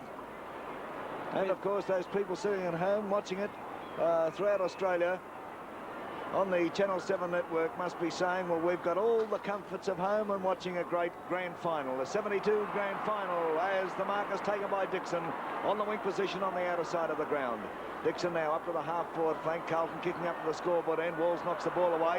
Sheedy doesn't mess around. He kicks it and runs into one. He and Keogh have been having a go at each other right through the game. It's up towards centre half-forward.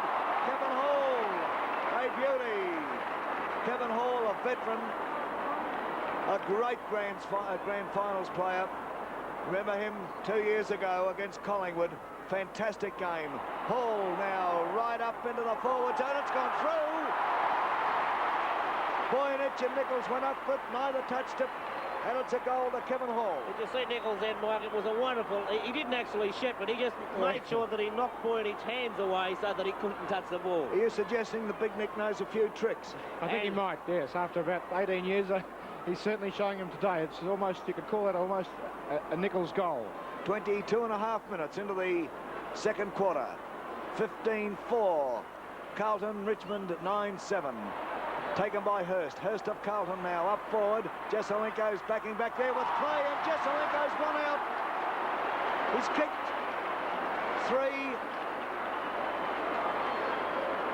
And Jesselenko is 30 yards out, directly in front. The Worm. It's on its way, but I think he's missed this one. No, he hasn't. No, it's swung back. Well, you can see Boyanich looking at the goal umpire saying he thought it was a point. It seemed to be going to the left-hand side, but he must have allowed for his slice, and it came back and right through for another major. That's his 4th, and Carlton go to 16-4. 100. They've got the ton up to Richmond, 9-7-61, and we are 23.5 minutes. 23.5 minutes into the second quarter, and there's some gay in the crowd trying to hang on to the ball. Why they don't stay home and play with their dolls is beyond me, those idiots. There's Tommy Hafey chewing the fingernails, as well he might. What can he do, Ron Barassi? Well, he's tried a few moves, Mike. I think he's done all he can for the time being, and perhaps he best just send a message round to play tight and hold on till half-time, and then have a real session. There's Jones, who's been a tremendous ruckman in this particular quarter. McKenna's gone right at the game. Hunt gets the kick up towards Hart, but in front there was Bruce Toole, who's virtually beaten Hunt pointless in this half.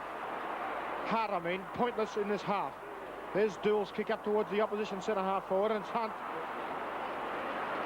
back down at centre-half back there at the moment. I don't think he's been put to the centre-half back position, but he's certainly down there at the moment, possibly having a run in the ruck. A 15-yard penalty being applied against Robert Walls here. I'm not quite sure why, but Hunt's not asking. He's going to take the kick now. And a long kick of 70, 75 yards at least. A great pack of players flies. Nobody's going to get this. It's going to go towards the boundary line. Baum punches the ball back into play. Good play by Neil Baum, but Neil Chandler handballing across to Ian Robertson, forced to go to the left foot, but now has the chance to bounce and recover onto the right. Controls out wide. They're using this space beautifully, Carlton, at the moment. Walls is having a picnic with the space that he's being allowed to play in. He passes back to Ian Robertson, who balks around, goes for the kick again out wide. They're using MCG spaces very well. They're showing Richmond how to use the spaces, whereas normally it's Richmond dictating the tune in this respect. Adrian Gallagher now with the ball, well out in the pocket, a good 60 yards from goal, goes well towards the pocket. On this occasion, John Nichols couldn't take the mark, a bit harder to have gained that. It would have been a great mark to have done it, but he wasn't quite there at the right moment and through for 1 point, making 101 to 61, a 40-point advantage to the Carlton side. 25.5 minutes into the second quarter, and Carlton are 40 points in front of Richmond. And Ron Barassi, this takes me back 2 years when Collingwood had Carlton in a pretty similar position as Hurst puts the ball forward. Nichols there was held onto. Through comes Jesselenko, loses the run on the ball, but he's into it. Big Nick dives there. And what's going to happen? Highwood's free kick. Do you remember that? How can you ever forget it? 2 years ago to this very day, and you were something like 43 points down at half-time, Ron.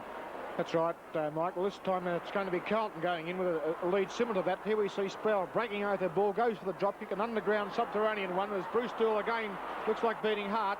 We've got tremendous balance, this player. Hand passes away, a poor one on that occasion, goes towards Waite. Sproul knocked around the head, a hand passes across to Cumming, but Cumming couldn't take advantage of it, and coming through there was Dool, but a free kick has been called and given to Paul Sproul, who's given quite a lot of value this half. One of the few Richmond players to at least break even and give some value to his side. His kick goes up towards the pocket. The ball comes to ground. Again, Dool gets it. Quickly ball handles the ball onto his foot, but it's intercepted there by Cumming, and he will have a shot at goal from well out in the pocket. It's going high to the square. Ricky McLean will need to fly high here, but a mark almost taken there by Richmond. Bartlett with the ball now has a chance, but fumbling. Steps over. In come Paul Hurst, knocks the ball to Vin Waite. Hand pass across to, grabbed by the leg there. The scuffy old kick by Keogh was taken by Burke. Burke to Walsh. Walsh forced the Keogh under pressure. Beautifully intercepted by Southby, taking the risk on the first bounce. Up towards centre-half forward, but this occasion, Barry Richardson, originally placed and starting at half-forward flank, now centre-half back, takes the kick. Richardson puts his boot into it. Over centre-half forward for the Tigers. The big men fly. No mark, however.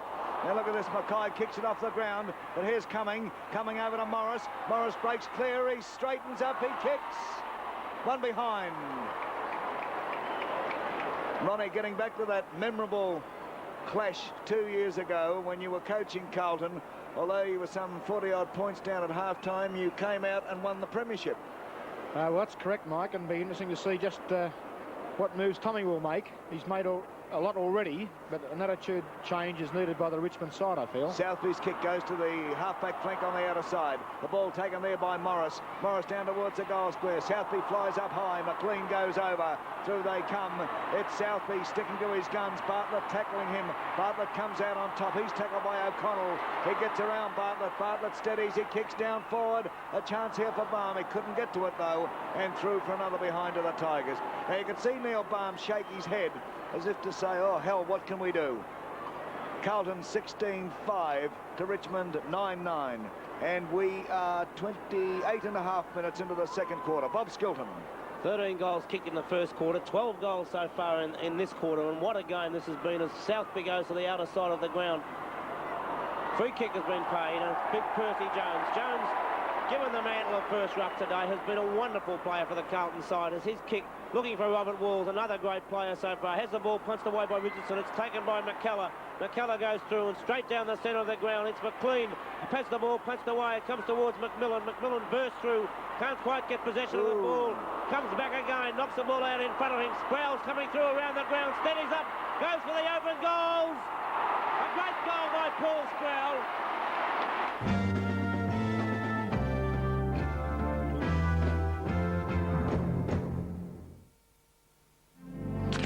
There's one light beer that's so full of real beer flavor, it goes right over the top for taste.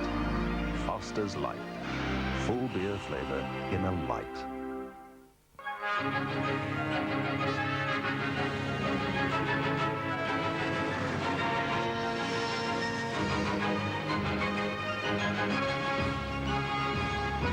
Where do millions of jets, helicopters, planes, trains and trucks go when they're low on fuel? The same place you do. BP.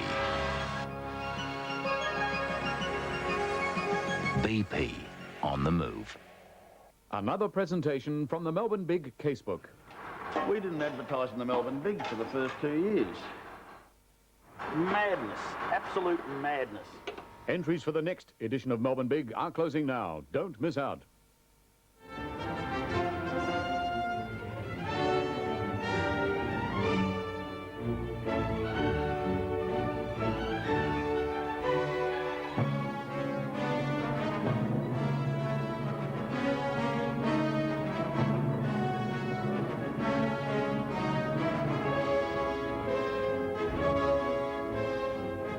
The difference between the best and the rest in hire is black and white and orange. Acclaimed as one of the most exciting music video releases, the Swing Time collection is now available. These videos bring you some of the world's greatest jazz performers from the swing era of the 1930s to the 1960s. The Swing Time collection comes to you in 21 different volumes, each approximately 1 hour with over 50 of the world's greatest stars. Available now from Maya and selected stores. If you're going to buy a new car, you might as well enjoy yourself with a four-wheel drive Suzuki Sierra Wide Track 1.3 or multi-award winning Suzuki Vitara with options including power steering, power windows and mirrors, central locking and automatic transmission. The fun starts at only $12,990. So test drive a Suzuki Sierra or Vitara, just for fun. Tonight at 9:30, the AFL Grand Final wrap-up and replay, featuring today's fantastic game and live crosses to supporters. Tonight on 7. Next on Hinch. Is your home a fire trap? People guard against theft, but few take real precautions against fire. You could say that every house was a fire trap because we live with combustible materials. It would take 10 minutes for a house like this to be well and truly involved in a fire. Fire hazards, next on Hinch. 26 goals have been kicked. We're 29.5 minutes into the second quarter. It's again, it's McKellar and Jones. It's taken by Robertson of Carlton. His left foot goes long and wide. All on his own as Robert Walls. He spills the mark. It's knocked away. It's Jezelenko, though. Jezza goes in towards the big ones. It's true. It's a goal to Carlton. And it's 14 goals scored in this quarter as Jezelenko kicks his 5th goal. Carlton 17 goals 5, a remarkable piece of kicking, 22 shots for 17 goals. Richmond 10 goals 9. Jezelenko's 5. John Nichols, although he's been quiet in this quarter, has been like a real general down there, indicating just what he wants from his whole side. Umpire Della, Jones and McKellar.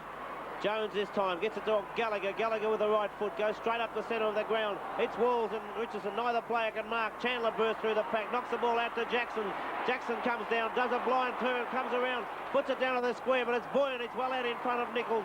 Boyan plays on quickly, bursting away. Drives the ball to Sproul, and fortunately for the Richmond side, Sproul takes a mark. He plays on quickly, goes straight through the centre of the ground with a lovely drop kick. down to centre-half forward. Hunt was up high. The bounce beat McMillan. It came back to Hurst. Hurst goes wide, looking for Dixon. It's going straight across the ground. Dixon leading spell in the race for the ball. Balks back. There's 3 Richmond players, but a long hand pass finds Kevin Hall. All on his own. He has plenty of time to steady up. Drive the ball right down, looking for Nichols. Nichols is down there. He's up high. And Nichols has taken the mark. He's kicked 3. He's kicked 3. He's only 15 yards out from goal on a fairly acute angle, but nowhere near as acute as one of the goals that he kicked early in the first quarter. There's been 14 goals already kicked in this quarter. Nichols has the opportunity of making it 15. As he does, kicks truly. The goal umpire did not move. Both hands went up, and that's Carlton's 18th goal. John Nichols 4th. Carlton 18 goals 5, Richmond 10 goals 9. Well, Carlton have never beaten Richmond in a finals match in 52 years. But by the living Harry, they're well on their way here today, aren't they? I'll say they are, Mike. They're playing superb football. They're using the space of this tremendously big ground extremely well. Obviously, they've, as I said many times during the telecast already, they've planned this game beautifully. There's a knockdown taken by Richmond, taken once again by Barry Armstrong. He goes wide. This is what Carlton are doing, using the spaces. Keogh with a classy display there. Whips away. 1 bounce, 2 bounces. Goes for goal now, and it looks like sailing through. No, it's just stripped it away. Well, that's broken the ice for Carlton. They've kicked 18 goals 5 until this stage, and now they have a lead over Richmond of 45 points. Unbelievable. And we are 32.5 minutes. Gee, they're long quarters in the 72 grand final. Waiting for Dick Clay to kick out. 2's on Richmond were yesterday with the betting boys. 2's on. Up goes Kevin Hall in the centre there. Couldn't quite take it. Taken by Morris. Morris down towards centre half forward. Rex Hunter's there. Knocked away there by Finn Waite. He loses possession of it, but he's getting a free, and Royce Hart says, oh no. Waite's hurt. I hope it's not his ankle gone. He's calling for the trainer as Dool kicks to the wing position on the outer side of the ground, and the mark is taken there by Gallagher. Gallagher of Carlton swings around. Oh, he's in real trouble, Finn Waite. The kick now to the half-forward flank for the Blues. There's Robert Walls. He'll be paid it.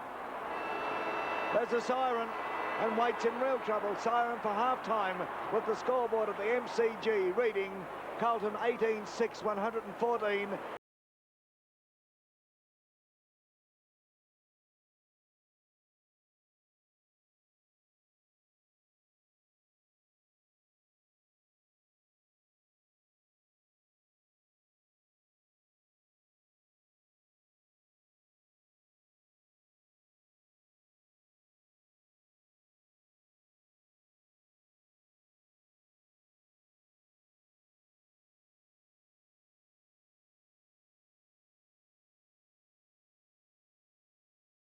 Today, Woolsey, great performance by Woolsey. Tremendous centre-half forward, wasn't he? Yeah. One of the best. I mean, you could look back, and actually a lot of those old-timers turned up last week in that game between Richmond and Carlton at Windy Hill. Great to see them last week, but by gee, they were top players in 72. Well, they've put on a little bit of condition sense in, haven't they? Yeah. They weren't moving quite as fast. And by the way, I believe that you and Peter McKenna were brilliant as the goal umpires. Well, I think we found our niche, actually, Drew. That's about as quick as we can move these days. It's terrific to look back at some of these old-timers in action. Speaking of old-timers, we're about to see Bernie Quinlan himself in action in his days at Fitzroy, going back to 1983, coming up after the break.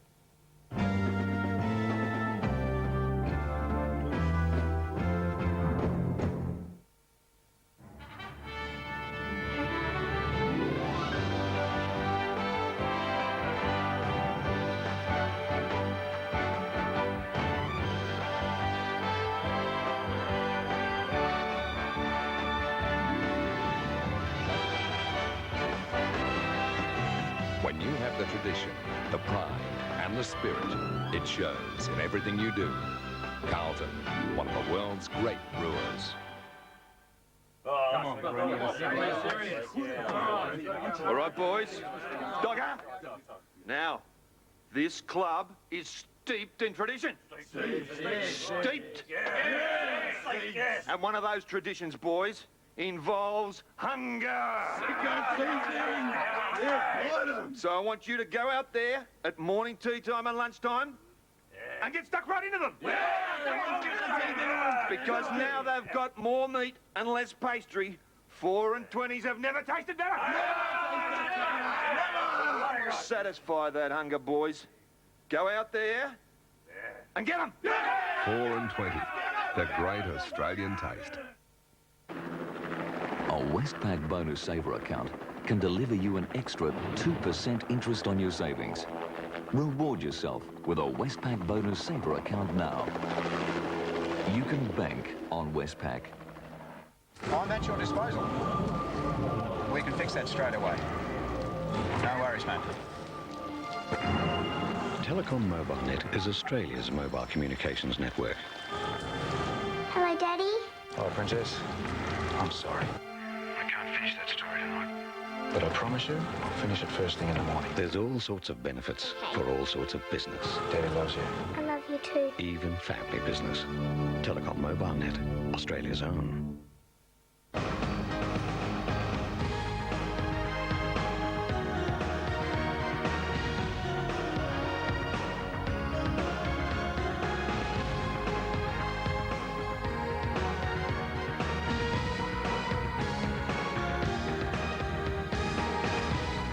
See the most erotic dancers in Australia take on all comers as they compete in the 1990 Empress of Erotica pageant.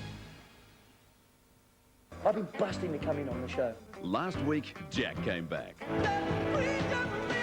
Surprise, surprise. This is great. Come on down, Dino. This will be a big night. A new star is born. Oh, this is wicked. It's not as good. Oh, come on. As for Agro, I feel like an airline steward. he was flying high. Don't we all? This week, Patrick Swayze, Los Trios Ringbakis, V. Arthur, Ben Mendelsohn, Alana Miles, and more. Tonight Live, weeknights. Hope you're enjoying the footy marathon. Well, now we see Superbird in action, Bernie Quinlan and the famous Fitzroy number 5. Back to 1983, mate, and that was the qualifying final, Hawthorn and Fitzroy. You finished 2nd and 3rd on the ladder. North Melbourne, minor premiers, and they were to go on to lose in straight sets. The last time that happened, the minor premiers were put out. This was a big game, the qualifying final. This was, yeah. We'd done pretty well against Hawthorn actually that year, and coming into the last quarter we were 21 points down. It wasn't looking all that good, but we stormed home in that last quarter and only missed out by, what was it in the end? Only 4 points in the end.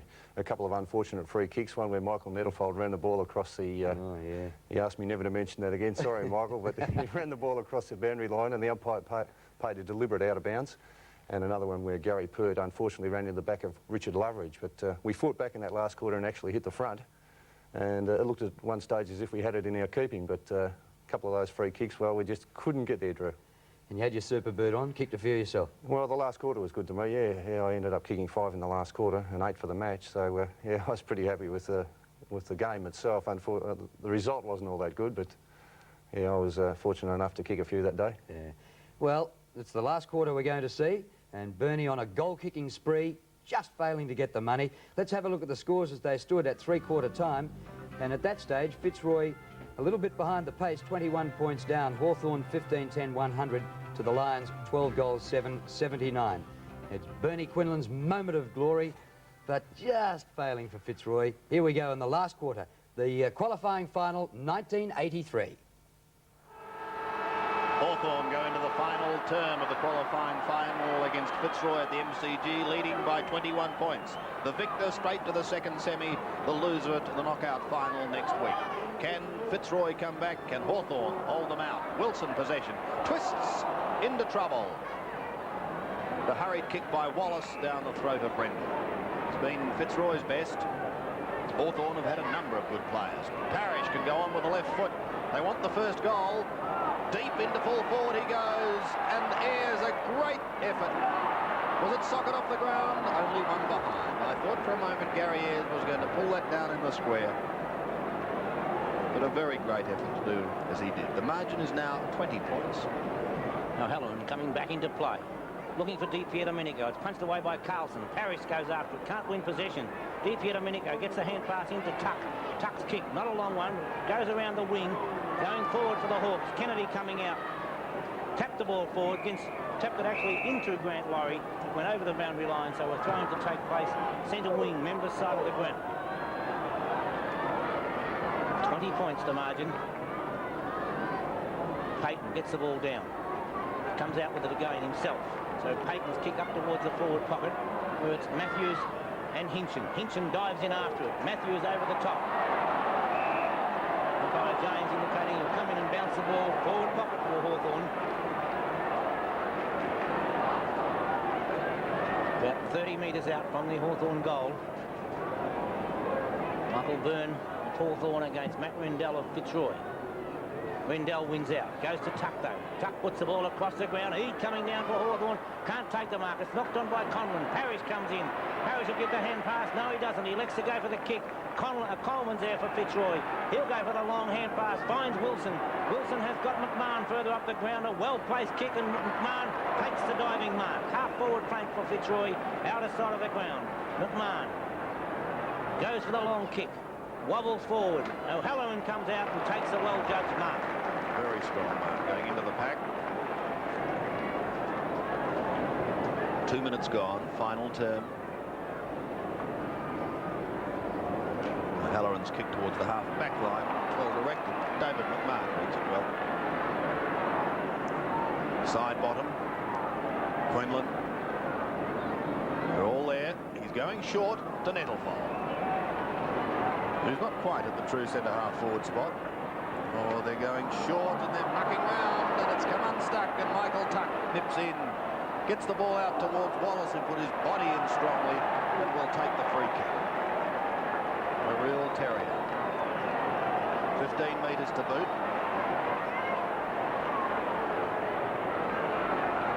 Terry Wallace a little undecided as to where to go, eventually heads straight down the middle. Brereton coming over the top, almost infringed. Pert at the bottom. Harris. A second attempt. Now gets the handball away towards Clayton. Under pressure, but gets a left foot kick. Tuck again. Harris. Here's the only one home. And he drops it.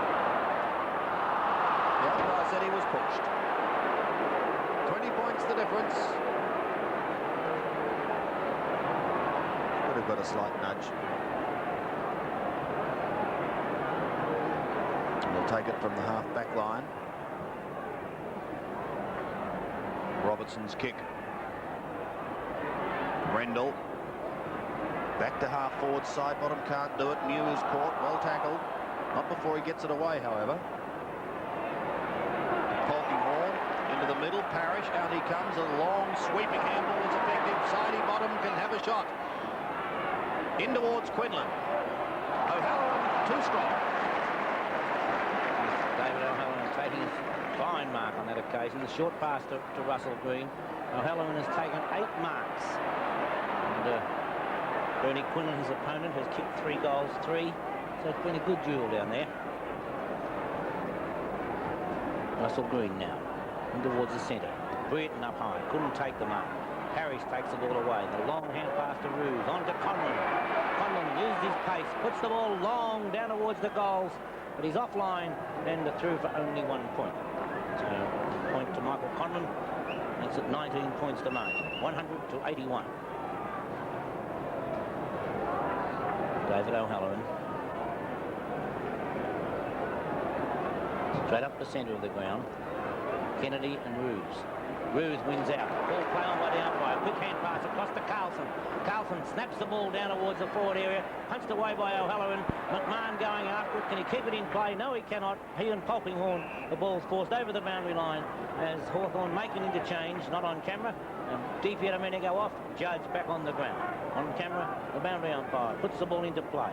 Quinlan and Mew. Mew takes the ball, runs straight into trouble. No chance to get rid of it, and umpire Neville Nash will come in and bounce the ball forward pocket for Fitzroy. With Fitzroy at the moment 5.5 minutes into the final term, facing a 19-point deficit. Ayres punches the ball wide. Gotch, left, right, tackled by Tuck. Gets it out to Nettlefold. Nettlefold hooks the ball towards centre half forward. He comes across, punches the ball away. Tapped on again by Clayton. Clayton just gets the kick in down towards the forward area. Quinlan! Bernie Quinlan takes the mark. And I said a few moments ago, he's kicked 3 goals, 3. And if he kicks it now, only 13 points will separate the teams. Bernie Quinlan, only 10 metres out. Fairly acute angle.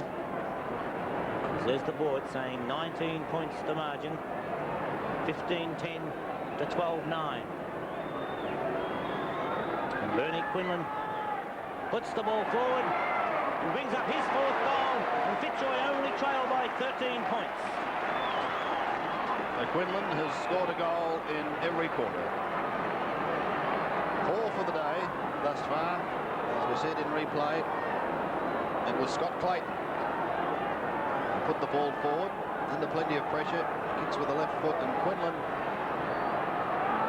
realising that he wasn't in the best position, manoeuvred his body beautifully to take it parallel with the ground. Now the chant begins. From the centre, Rendell wins it. Tapped further forward, side bottom, it could sit for him.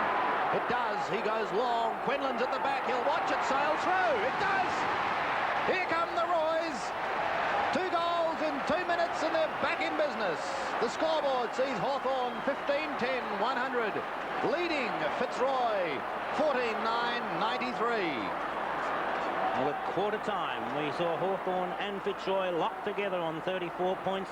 Hawthorn with a 6-goal second term went to a 27-point lead. As on replay we see Sidebottom put the long kick down for his 2nd goal.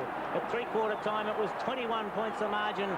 Now it's 7 as the bounce favours Rendell. He thumps the ball forward. It goes past Gotch, taken by Robertson. Robertson's kick wobbles towards the wing. Parrish almost took the mark. Caught one too high, and Les Parrish will take the free kick.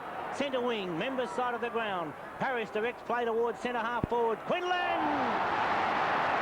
Bernie Quinlan, 65 metres out from goal. But if anybody can kick at 65 metres, Bernie Quinlan is the one to do it. Quinlan's kick won't make the distance. It drops short. Russell Green's there for Hawthorn to take a timely mark. He gives the hand pass out to Polkinghorn. Polkinghorn towards half-back. Tuck and Nettlefold. Tuck takes the mark. Hand passes on straight away now to O'Halloran, well down the ground. O'Halloran gives a hand pass to Wallace. Not a good piece of play, but it comes off as Wallace gives it back to Tuck. Brereton on his own down the ground. He's got Knights at centre half forward. Brereton kicks it to Knights, and he takes the mark. Knights kicked 5 in the first half of the game. 4, in fact, in the 2nd quarter. And he's still got 5 at the moment after missing a sitter during the 3rd term after taking a hand pass from Michael Moncrief. Michael McCarthy, I should say, who's about to come back on the ground. Moncrief, of course, not playing today as Knights goes goalward. And the goal umpire says it's goal number 6 to Peter Knights. And once again, the Hawks breathe a little easier as they go to 106 to 93. It's a great performance by Knights. 1 goal in the 1st term, 4 in the 2nd, and that one for a tally of 6 thus far. The Hawks have been able to show that they can answer the challenge in front of this crowd numbering 58,288. Here's the centre bounce. Can Fitzroy come back? Can Hawthorn hold them out? Won by Byrne, taken by Carlton. A hurried kick. It was Loveridge who applied the pressure. Now Schwab. In bother. Be a Fitzroy free kick for a leg. Conlon. Well, hasn't had the chance to show that explosive speed today. Quinlan. Within kicking distance.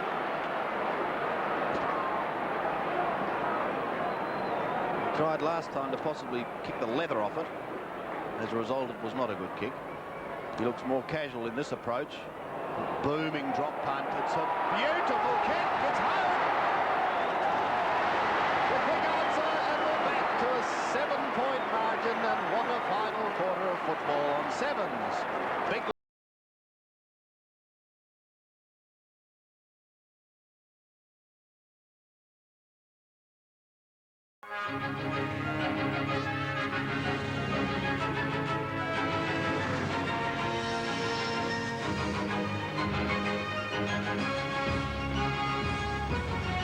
millions of jets, helicopters, planes, trains and trucks go when they're low on fuel. The same place you do. BP. BP, on the move. G'day. How you doing? Good, thanks. You're off on a golfing holiday, are you? Yeah. I play a bit myself, actually. Off 20. Be off 12 if I could putt. Yeah, I know the feeling. Can I get you a beer? Yeah, that'd be great. Thanks, mate. Mr. Shearer, your boarding pass, sir. Oh, thanks very much. So, I'm not working, eh? Oh, yeah, I wouldn't expect. Looks like we've got an extra 30 minutes to work on that one. Cheers, mate. Yeah, great. The Other Side, 1927's follow-up to their multi-platinum album, Ish. Once again, 27 deliver a record that's made them one of the biggest bands in the country.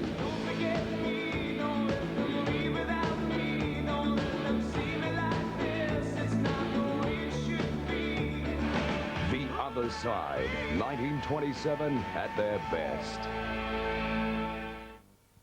Blast into Brashers and they'll blast you to Cairns free. Spend $700 and get 2 return flights to tropical Cairns. This is not a competition. Pioneer multi-CD player, $399. Akai Hi-Fi VCR, $799. And Canon remote camcorder, $1,499. Just spend $700 at Brashers, take up their special accommodation offer, and they'll blast you to Cairns free. Brashers, the specialists. To Tommy Lapp in the rims. Can you hear me, Tommy? They won't let me in, Harry. Ah, you're kidding. Hang on, Harry. The coach is speaking. It's about getting the ball and keep possession of it. But what they don't know is I've got the ball. The limited edition 1990 AFL Premiership footy. But is it the real McCoy, Tommy? I'll say it is. Printed with players' names and stats. And you can get yours in tomorrow's Sun. Strike me lucky someone sprints the footy. You took your eye off the share on that time, Tommy. A half-caste Aboriginal falls in love with a white girl. Are you sure? The Outbacks made him tough. A half-caste jackaroo? But her wealthy parents will see him destroyed. Was he jumping straight out of your bed and into hers? Through the pain of separation. He's gone, Claire. Get that into your head. Can their love survive? You really think you can stop us? Annie Jones, David McCubbin, Tina Bursell and Warren Mitchell in the Australian miniseries sensation. Jackaroo starts Sunday on 7. Byrne in the ruck now for Hawthorn. Rendell still for Fitzroy. Byrne gets the tap. Gotch punches it back again. Kennedy takes the ball. Off the side of the boot. Up towards Gotch. Can't handle it cleanly. Loveridge is held. We're not in possession of the ball. And Richard Loveridge will take the free kick. Midway between centre and centre wing. Richard Loveridge. Which way will he go? Across the centre of ground. Green has made position. Plays on straight away. The long torpedo punt kick up towards the forward area. Judge was up high. It's punched away though. Matthews racing after it. Keeps the ball in play. Hooks it back. Looking for Peter Knights. Punched away by Grant Lowry. Wobbling towards the points. And it's taken over the boundary line by Les Parrish. No, he's going to be penalised. Deliberately taking the ball over the line. And courageous decision by umpire Glenn James. And it was Michael Nettlefold, not Les Parrish, who took the ball over the line.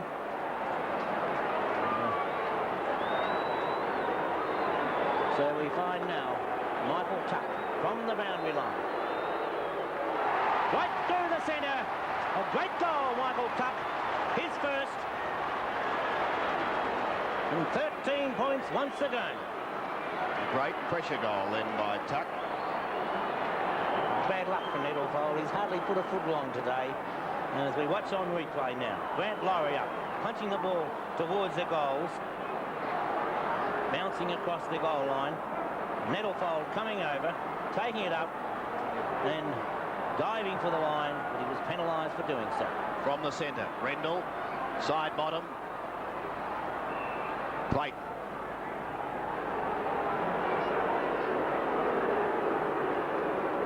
$13 points the margin. Only 13 minutes played. Final term, so still plenty of time. But Hawthorn appearing at the moment to be able to answer the challenge. Well, Fitzroy have the chance through Rendell to go forward. 16th kick for the big ruckman. Been a wonderful performance. At the back, Leon Harris, the leaper, shoots, and he's got it! What a goal on the run by leaping Leon Harris, and what a quarter of football as we see the margin cut back yet again to only 7 points. Hawthorn have kicked 2 goals. Fitzroy have kicked 4 goals in this final term. 13 minutes of football. 6 goals have been scored. As on replay now, we see Leon Harris. Stephanie. The relatives aren't happy. It's what your father wanted, and there's nothing I can do. We'll see about that. But one of them is behind a kidnapping. Who's going to pay ransom for a nobody like me? A baffling mystery for Father Dowling, Sunday. Sheen bounces in the centre. Steins and Keane. Lamb will get a kick off the ground. At least it gets it out towards the Eagles forward line. Gastev into the pocket. Glendenning takes the mark in front of Hughes. And the Eagles are not done with yet. Glendenning, who's kicked 2 goals, a chance to kick his third. He's about 40 metres out on a difficult angle. Glendenning punts for goal. Big drop punt is home. So 1 point the difference as Glendenning has kicked his third. Hasn't it been a great battle between him and Hughes? I suppose when you look at the game overall, 3 goals in this low-scoring game is a pretty good contribution. On the other hand, the man-to-man stuff, Denny Hughes has done very well as well. So it really has been a pretty good contest, and not really much Denny Hughes could do to stop that great kick into Ross Glendenning. So the match is really down to the wire now. Melbourne by a point. Steins and Keane again. They've contested quite a lot of the centre knockouts. Spalding, high left foot kick off the side of his boot, goes wide, and the mark's taken by Gastev. Gastev quiet in the middle part of the game. Has come into it now. Long kick towards half forward. The mark's been taken by Lovett over Lewis. Lovett quickly has a player loose. Healy. Tap away by Lamb. And it goes over the line for a boundary throw. Melbourne by 1 point. 43,438 fans at VFL Park. From the throw-in, right on centre wing. Keane at the bottom to Malaxos. The Eagles into attack again. Down towards half-court. Oh, great use of the body, Glendenning. Well, we know Malcolm, that's what he can do, and he did it beautifully. Yes, it's tried it a few times. The ball hasn't really come his way. It's probably been set up a little bit just for Hughes, but that was a great one where he used his body, and on the second bobble, caught it well. Let's see if he can give the Eagles the lead. He shoots. He goals. The Eagles are back in front. 4 goals to Ross Glendenning, and that puts the Eagles 5 points in front, an equal power. And here's Danny Hughes and Ross Glendenning, and everyone's pretty impressed. They've played pretty close all day. And Ross really is not wasting a lot of breath with all that. It's a terrific goal. Danny Hughes and Ross Glendenning. Ross not offering Danny Hughes a drink. I've got 4 goals. That's all that matters. Centre-backs. Can Melbourne now come back? Malaxos out of the middle. Putting it out in front of Langdon. Hart was there also. No one able to pick it up cleanly. The pressure really on. Malaxos again. Has it well spoiled out of his arms. Lyon tapped it on. Miles gets a quick kick, but it goes straight to Coop. Coop sending Melbourne deep into their attacking zone. Williams not trying to mark, trying to push it down in front. McKenna cocked a beaut. Oh, that's rubbish. That was a really good, solid contest. The football was there. Yep, but it was just in a very unfortunate position. And gee. Yes, it's in fact Miles actually really did knock Earl Spalding into young McKenna, and that's another nasty one around the head. So we watch this again, and yes, it's another one of those unfortunate ones, very similar to David Williams. And the stretcher being rushed out. Whether it will be required remains to be seen. But He perhaps looks to be in a little more bother than Williams now. Danny Hughes and Ross Glendinning are still having in-depth discussions at the other end of the ground. I'd probably say let's have a bit of a round or two for a pound or two. Right. The margin is 5 points at the moment, and it's favouring the West Coast Eagles, who surrendered the lead in the third quarter, but with goals in the final quarter from Glendinning and Lockyer, they are back in the hunt. Really was an awkward one on McKenna, and one of the pleasing things about this is the way the trainers are so well trained at this now, and in getting players on the stretches, and you know, no one touched the young fella, and that's the way it's got to be these days. What effect, Malcolm, does a stoppage like this have on the other players out on the ground? Well, I think that what you do, I mean, it's one of your teammates are down, and it was very, very accidental, the whole lot of it. So the unfortunate part from the Eagles' point of view was that they were the side that had the momentum. You know, they've kicked the last couple of goals. They had come from behind.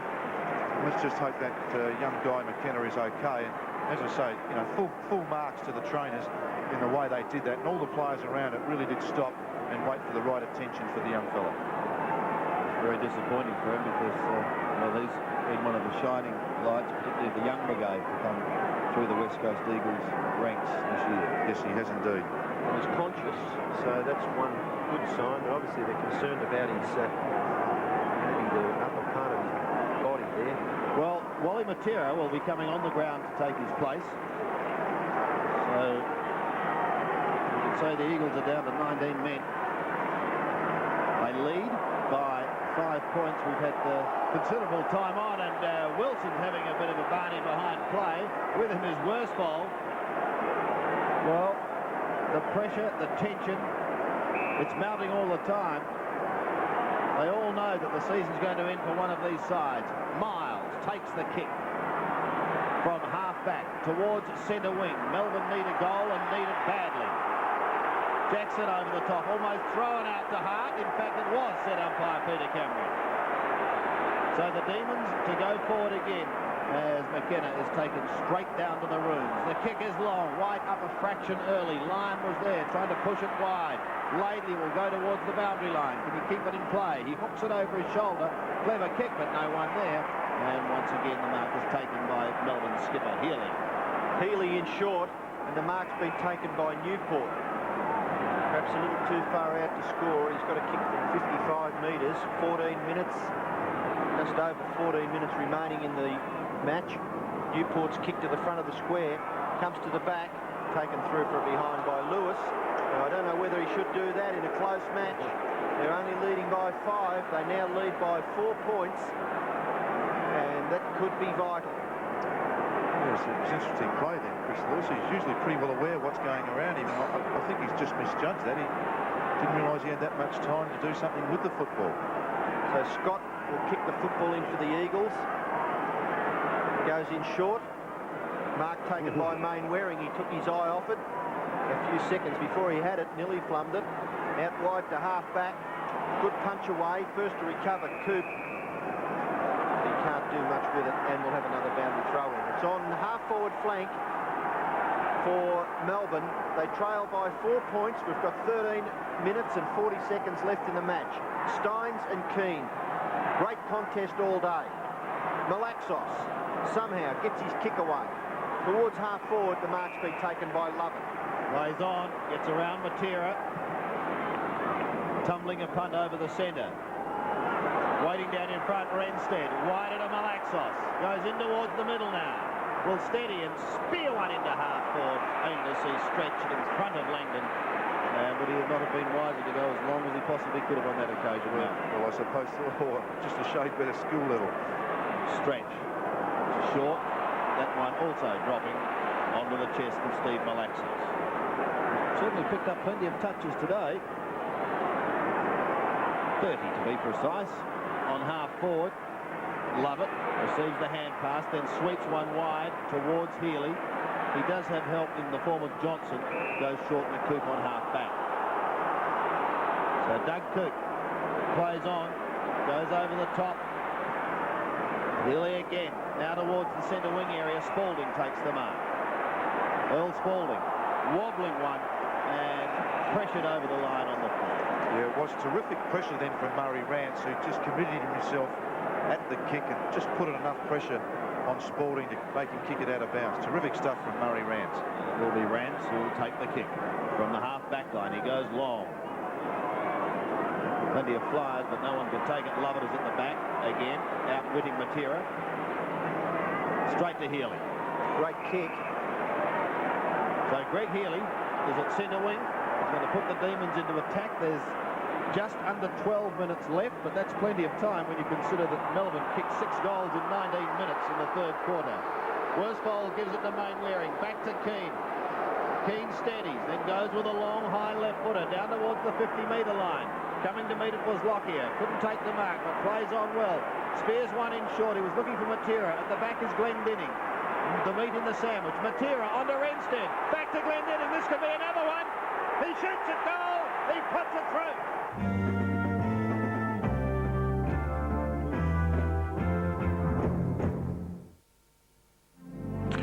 There's one light beer that's so full of real beer flavor, it goes right over the top for taste. Foster's Light. Full beer flavor in a light. All right, boys. Dogger, bit of shush. Now, as we all know, the team that trains together, trains together. That's right. And one of the drills we've practiced, of course, the shirt front. There are times when it's unavoidable. But now that 4 and 20s have got more meat and less pastry, you won't want any of it on your shirt front. Because 4 and 20s have never tasted better. I believe in you, boys. So get out there at morning, tea time and lunchtime and get stuck into them. 4 and 20, the great Australian taste. From out of nowhere comes the hippest blast of megalomania around, Faith No More. Somebody put me together.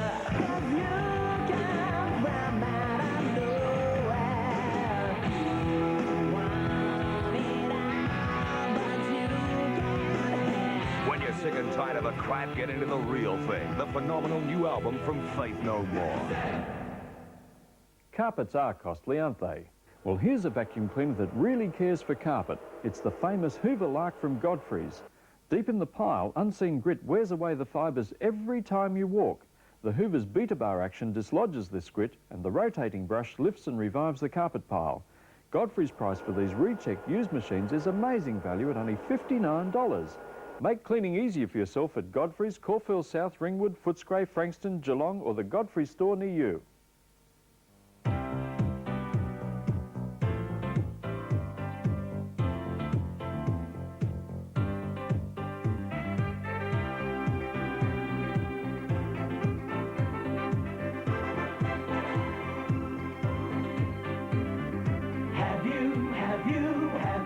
Have you driven a Ford?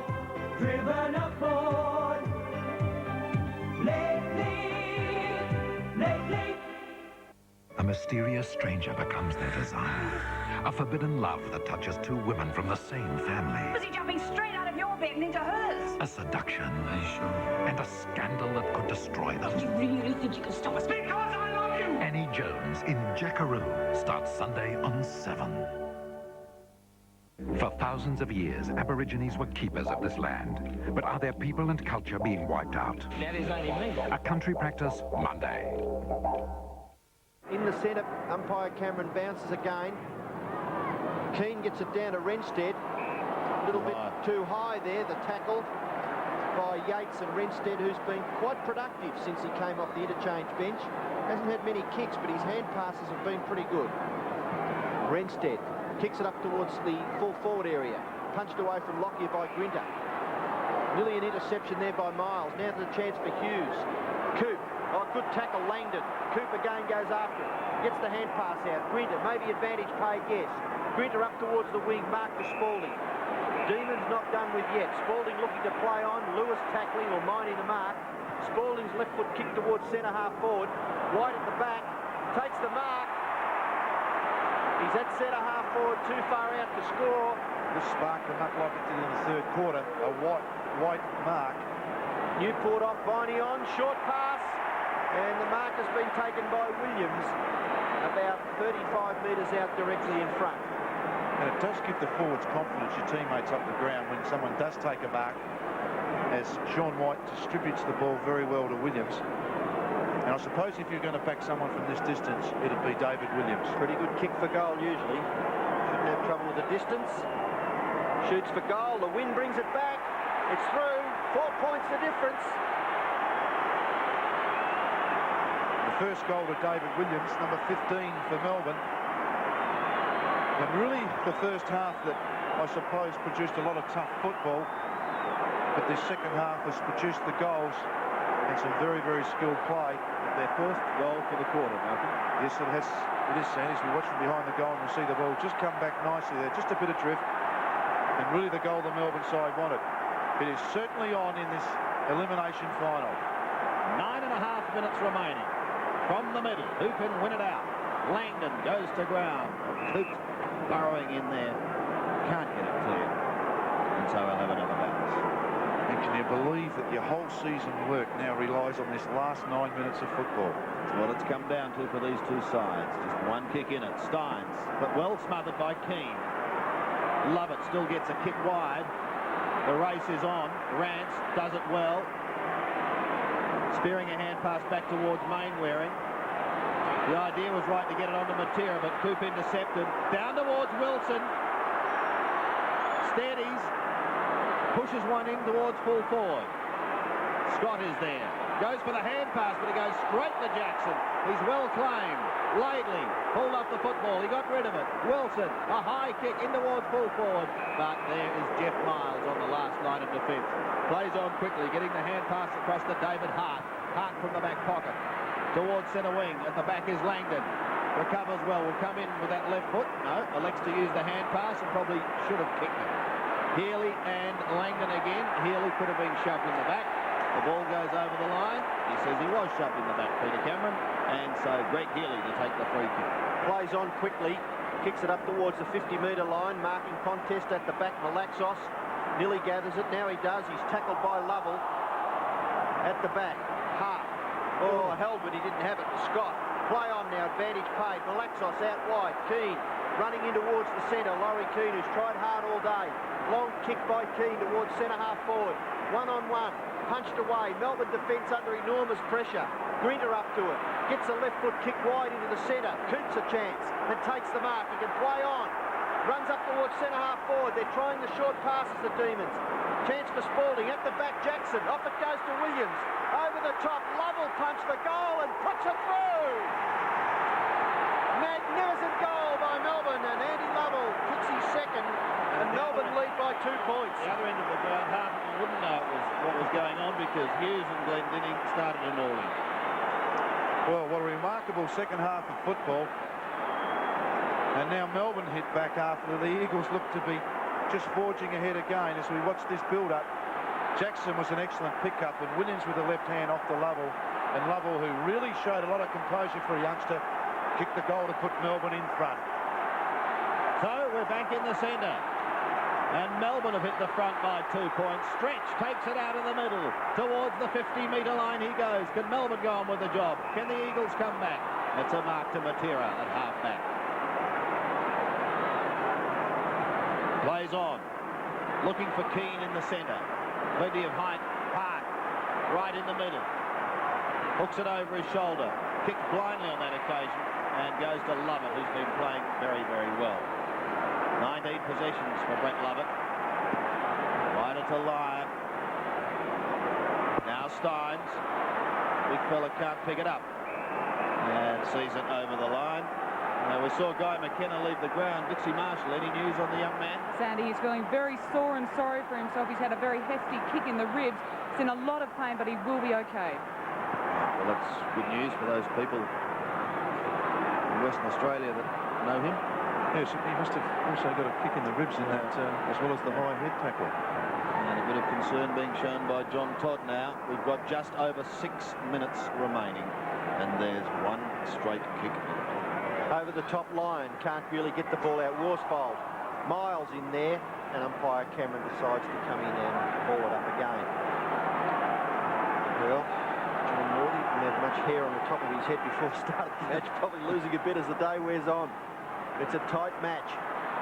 Wilson, Lyon, close to the line, and he takes it over, and we'll have another boundary throw-in. So it's on centre wing on the outer side, and Melbourne lead by 2 points. It's under 6 minutes now, 5.5 left in the game.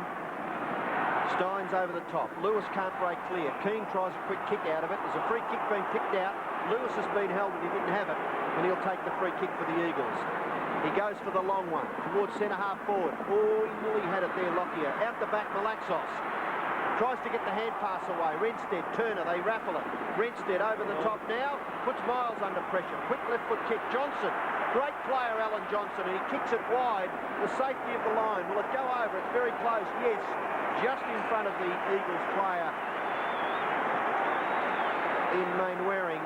And the Demon supporters are happy, but don't clap too soon because we've still got 5 minutes left. There's the throw-in. Turner pulling it back. Johnson couldn't take the mark.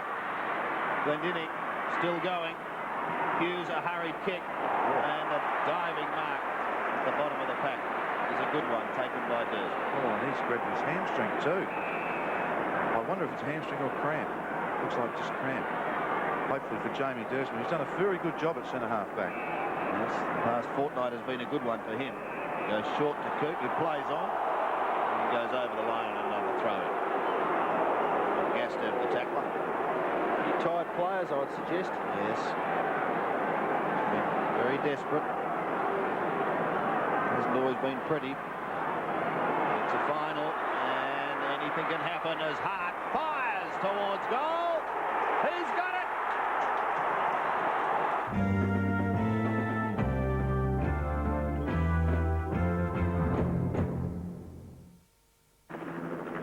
A Westpac Bonus Saver account can deliver you an extra 2% interest on your savings. Reward yourself with a Westpac Bonus Saver account now. You can bank on Westpac. Another presentation from the Melbourne Big Casebook. We got a lot of calls from Melbourne Big. It keeps us busy. Entries for the next edition of Melbourne Big are closing now. Don't miss out. If there's one thing that'll test your loyalty, G'day, Bob. What brings you out here? Oh, just passing. Oh, yeah. it's all the power of a V6 four-wheel drive. What do you reckon? All the power of a 2.5-litre turbo diesel, or all the power of a 2.6-litre engine at a really good price. Interested? Likely. Yep, if there's one thing that'll test your loyalty, it's Triton. From who else but Mitsubishi? Ladies and gentlemen, Vogue Music is proud to present a truly unique experience. The greatest voices of the century. Featuring Peter Dawson, Caruso, Paul Robeson, Nelson Eddy, Lawrence Tibet, and so many more. In fact, this magnificent double album features all the greatest voices of the last 100 years. The greatest voices of the century. Out now on record, cassette, and compact disc. Hey dudes, now's the time to get back to Jack's, because every time you get yourselves a Whopper, fries, and Coke, you can buy a pair of these for $1. The coolest, the grooviest, the most hot pair of sunnies in town for $1. Whoa! Each week for 4 weeks there's a different fluoro colour. Yellow, green, orange, and pink. But they're not going to be around for long, so if you want them, gotta get back to Jack's. Lettering slip, siren and breath test. Okay, just blow into it until I ask you to stop. I did have one back in the office. I think you've had more than one. No problems, thanks very much. Okay, Constable, can you please move this This for us? is one of the 13 new mobile booze buses. We haven't used Well, I've only had a couple of drinks though. I really haven't. Look, yeah, it's okay. It's fine, I'll do it. I just said, Because they're mobile, each bus can cover up to 5 locations in one shift. Okay, that's fine. I can't get to work without my licence. I mean, I'll lose my job. Why'd you out catching birds? Look, And they're on the road 7 days a I week. really had it. I mean, I've been at work all day. It means that more than 1 million Victorian drivers will be breath tested over the next 12 months. no, I've never been stopped for anything. Blow. That's a $250 fine. Your licence would be cancelled for 6 months. So if you drink, then drive. I really didn't drink that much. You're a bloody idiot. It's a random breath test. Just get you to blow into that, please, until I tell you to stop. A production line for eye operations. It's a scene straight out of a science fiction film. And is the panda's food running out? Scientists manipulate the genes of bamboo to help re-establish the panda's habitat. And visit the home of the future. A gadget lover's paradise. On Beyond 2000, then MacGyver goes ghostbusting. There's no such thing as ghosts. A beautiful friend inherits a haunted mansion. But they'll soon discover this quiet country town is hiding a deadly secret. MacGyver, right after Beyond 2000, Tuesday. 3 minutes and 52 seconds remaining. Keane taps it out. Who can get it clear? Line a hurried kick, gathers little distance, but it's effective because it finds Earl Spalding. At this stage you look for anything, particularly a 50-metre penalty. To half forward, wide jostling for front spot. Scott affects the spoil, waiting down his Lovell, but a great smother. Malaxos onto Matera. The hand pass over the top to Renstead. Another one to Rance. He's back in the middle of the ground. Rance, the left footer, will go long up towards the half forward line. Grinder's in front, couldn't take the mark. Langdon waiting down. Lewis a chance. Hooks it round his body, but he hasn't hooked it far enough, and the ball goes out of bounds on the ball. Sensational smother up there, wasn't it? At centre-half back for the Eagles. Kick-in will be done by Johnson. Can Melbourne get back with 3 minutes remaining? Out towards Dersborough, punched away. Lewis, close to the line. Skillful, left foot kick around the corner. Yates takes the mark. They've got to play on. They must play on Melbourne. It's desperation stakes down with just under 3 minutes left. Miles takes the mark. And they're holding on grimly, the Eagles. They lead by 4 points. Miles going for the long kick, which is good stuff at this tight stage of the match. Up towards forward pocket. Punched away. Steins over the top. Lover. A flick on. Healy gathers the football. They're all very tired. Steins has it. Mainwaring has him nicely. Gastev out. Renstead. Short kick. Chip. Up towards full forward. Glendenning nearly marks. He's thrown to the ground by Grinter, and the umpires are letting everything go in the last few minutes. The kick to the centre. The mark to Wilson. He's handball to Lovell. Lovell in the centre. He's got a player in support. He elects to kick up towards half forward, and the mark's been taken by White. White at centre half forward with under 2 minutes remaining. He must play on. The kick towards full forward. Spalding! Can this be a... Oh, what a match. There was nothing in it in the first half. It was all the Eagles, but it's certainly livened up since half-time. Here we go, the replay. It's a short white kick, found the mark again, and I'm sure these Melbourne players are thinking of last year's preliminary final. And it's a similar tight game in this tight last quarter. Earl Spalding really has listed his performance in this last quarter. What the most important kick for the young fella. You must think it's going to be the last kick of the match. I don't think it will be. This to give Melbourne the lead if he kicks a goal. He shoots. Missed. He's missed it. 1 point. 1 point with 1 minute and 9 seconds remaining. So the margin is 3 points, favouring the West Coast Eagles. And Earl Spalding cannot believe his misfortune. It's Miles into Malaxos. Malaxos, a high kick.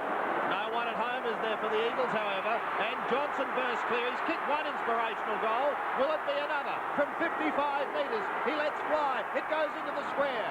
Fisted down. Lovell is there. Williams is there. He needs support. Throws it out to line. He shoots. He goes. Melbourne are in front. Remarkable. I would suggest that 6 times the lead has changed since late in that third quarter. And what a final. What an elimination final. And really the side that does go down is going to be just so unlucky as we watch the big fish from behind. The ball falls free. Williams was creative with the handball, and Lyon with a freakish ability kicked a great goal. And the West Coast Eagles now have 37 seconds to win the game. 30 seconds. John Norby. Can't do it, I think. They need everything in their favour from this ruck contest. Fist out and straight down the ground. Can it happen? Goals have been scored in 30 They're going to seconds. try. Matera may have the chance. He fists it on. Down towards the half-forward line. Malaxos picks it up with his left foot. 10 seconds remaining. The shot by Renstead is on target at 1 point. And that will be a decider. There it is. Victory to Melbourne by 2 points.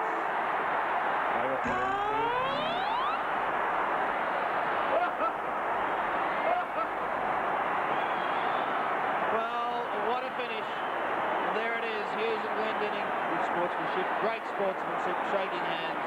Renstead, the Eagles cannot believe it. Their season has come to a close, but what a gallant performance it was by the West Coast Eagles. The Demons continue on in their quest for a flag. Look at skipper Greg Healy, he's delirious. Jamie Desner, Earl Spalding saying, bye, gee. Thank God Gary Lyon kicked that last goal. Oh, there'll be so many stories to be told.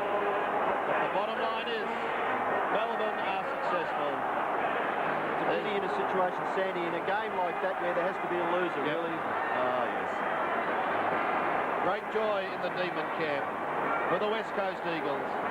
They gave it their all, times when they looked at home, but it was not to be. Melbourne got home by 2 points, 11-7-73 to the Eagles, 10 goals, 11-71.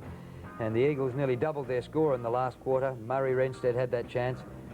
You're ashamed to be remembered for one thing you did in your life. But well, we've talked about at times Jerker Jenkins being remembered for Jesselenko standing on his head, and Murray Renstead remembered for that miss. Barry Breen for his 1 point. It's amazing. I think footballers would much rather be remembered as a great player. Interesting, only 43,000 at that game, so the AFL probably a problem with the interstate sides when they play in finals, that they can't fill the stadium. yeah, but I really think it'll build one day, and so that one day it's going to be like Victoria versus the others. Oh, gee, when the Crows come in, don't worry about them either. Oh, yeah, and that'll be like interstate rivalry, and I reckon it'll be great. Yeah, probably right. Yeah. Okay, you talked about Jerker Jenkins and all that. We're about to pretty soon have a look at the greatest marks of all time. Incidentally, just on the Eagles making the finals in their second ever year, don't forget that Hawthorn went from 1925 to 1957 before they ever played in the final series. So the Eagles did it in their second year. Great performance. We'll be back, and Don Scott, the famous Don Scott, to join Peter McKenna and me shortly after the break.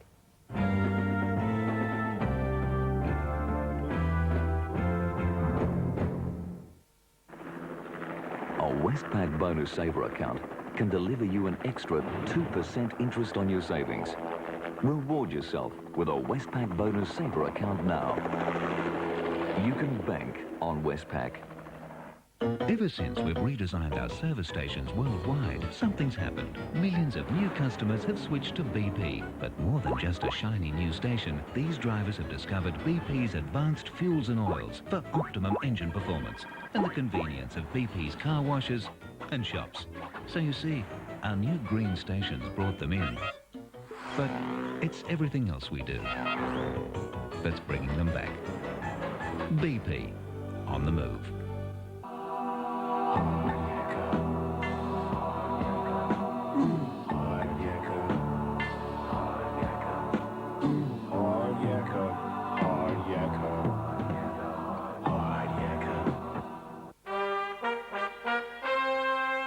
Charlton Diner's first engagement is at Windsor. Diner puts on a right royal performance. Charlton Diner have an audience with Philip, who agrees to inspect Diner's chassis. He's most impressed. Then it's off to the palace to get Diner loaded. Look at Charles put it away. Another successful Australian tour. Oh, what a feeling. Look at His Highness. Hot on the heels of a #1 album, Two Fires, Fonzie's set to explode live on his Make It Last All Night tour.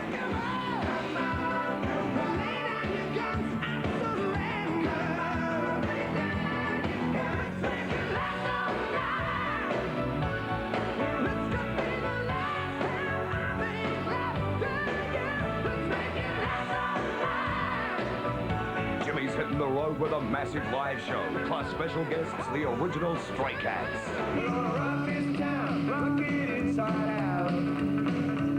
We're gonna rock this town.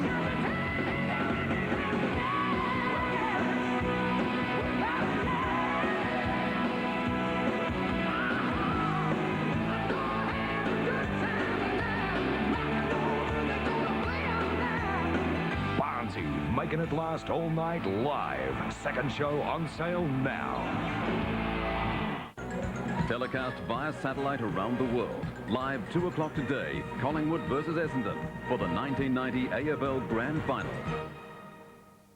Yeah, check this one out. Your favourite stars. Can we go to here with it? In a compromising position. True story, folks. And the return of a mangy megastar and his portly sidekick. Well, I've decided to come back here until the Gumby cat gets it right. In a top-rating hour of television. 7 Celebrity Double, 6:30 tonight. Welcome back to the Footy Marathon. Hoping you're having a great night out there and parties all around Melbourne. But let's hope you're still awake to get down to the MCG and go and watch the grand final. We've now been joined by legend, 300-game Premiership captain Don Scott. Good morning, Donald. Oh, Drew, why so early? I know, it's cruel, isn't it? It doesn't sound too good, Drew. When you signed the contract to join Channel 7, you didn't know you were going to have to do this, did you? Football marathon. Oh, too early. I mean, late or whatever it is. Well, it's, yeah, whatever. You had a couple of hours sleep, though, did you? Because you got a big day today. Yeah, it's got a big day. I'll have to go home and get a couple of hours, I think, Drew. Yeah. Now, we're going to liven you up. I don't know whether you or Macca feature here at all, but we're going to show the marks of all time. More likely me even featuring in front of Scotty. Didn't take an overhead mark ever. Hey, listen, I did take one or two, but I must compliment you. What on? Because you're the only man I've ever seen Mark with his head pulled into his shoulders like this. I don't know whether that was only when you were standing behind me, and that was for self-protection, because you were a thug, and everyone knows. You're an embarrassment in Tasmania in that state game we played. We're belting the ball down there time after time, and all you were doing was ducking for cover. Can we take him off was it Tony Franklin who was a full-back? How many did I kick? Oh, hey, listen, you should have kicked 1,000 the times the ball came down. This man is definitely on drugs, I think. Is he more famous for being hit or hitting? Because I reckon the one with Crackers Keenan puts you into the all-time annals of history. He lay down, well, you lay down like a dog that day when Crackers hit you. I did. You were supposed to be tough. I did. Everyone thought you'd get up and whack him back. No, not me. You went for the hills. No, I went for the dirt. I was looking for a hole. All right, well, let's go to some of the greatest marks of all time. We've talked about Jez's mark over Jerker Jenkin. I remember Mark Royce Hart, Mark won in the 67 grand final. In front of Peter Walker. Yeah, yeah. Great Geelong centre. So some top marks in the history of the game, some black and white, some colour. Let's sit back and enjoy them. He's on immediately here, right deep down to the goal. Right in towards that full forward area. John Gill puts it onto his boot up towards... Oh, look at Jezelenko! What a ripper! Where is he? He picks it right up into the... Oh, a Patterson! What a beauty! He gets a left foot to it, but it's across the face of goal. Right in towards that forward pocket, and a glorious mark to Irwin. Boy West kicking in towards the centre. Royce Hart! Wade from behind his left. Oh, look at Rock of Gibraltar in defence all day. His kick coming on the member stand. Look at that! Cooper went up a mile. Berg's hands. His pass out the way. Oh! The drop kick has got a good one. It's off the side of the boot. It's a battle between Wade. Oh, what a ripper! To the wing position on the member stand side. Oh, Jezelenko! You're guilty! To the wing position on the outer side. Oh, and there. Jezelenko, look at that! Clifton now with the kick out to the half-back flank for Collingwood. Oh, Greeny. It's a high kick up toward the square. Over the top. Oh, man, what a mark. Going towards Heath. Heath puts the ball down. Under. Oh, mark by Atkinson. His shot across towards half-forward for Collingwood. Up they go. Oh, Baker mark. But his kick is not a good one. Across it goes. Oh, and Quinlan. Hughes screws it around. Up goes Moncrief. Once again, but Barker. This is a chance now for Robert Smith. No. Right towards the forward line. Hudson's put out of position. Oh, nice! Not a very good kick, though, but it's up to... Oh, beautiful mark! What a mark! Oh, ripper! Right up towards the centre of the ground. Barker, magnificent mark by Barker. Sit down, looking for Peter Moore. Moore up. Oh! Peter Moore! Goals. Up towards Peter Knights at the back. He floats. Well down towards the full forward zone. Back at the back. Evans' kick up towards Barker. Robertson kicking up toward the full forward zone. Edwards trying to force his way through. Rush! Kick down towards Glendinning again. Oh, what a magnificent mark down there to Sheldon. Nice kick. One towards the centre. Teased up. Oh, Oh, look at that one. Magnificent mark by Tita. Matthews still on the ground, though. The mark of the day. Quarter, Wells' kick sailing goalwards into... Oh, look at Mazosto, mark of the year! A goal. At the back of what a mark! Particularly late in the game. Oh, look at that from Mark Brain. He folded, get the ball moving. Madden up high. Oh, what a mark! Oh! Towards Round and Kappa. Oh, there's Kappa again. How about that? Forward. Banks up. A great mark by Banks. The full forward position. The back is gone. Oh! How about that for a mark? What a mark! He's up forward, but here they go again. Oh, what a mark to Tommy Elvin. And a long kick up. Oh, look at that mark. His kick is not a long one up towards the left half forward. Long looking for Jackson. Ablett. Oh, boy. What a mark. Keep the goals. Kappa's got the sit here. And look at him go. What a mark. What a great mark. It was knocked back.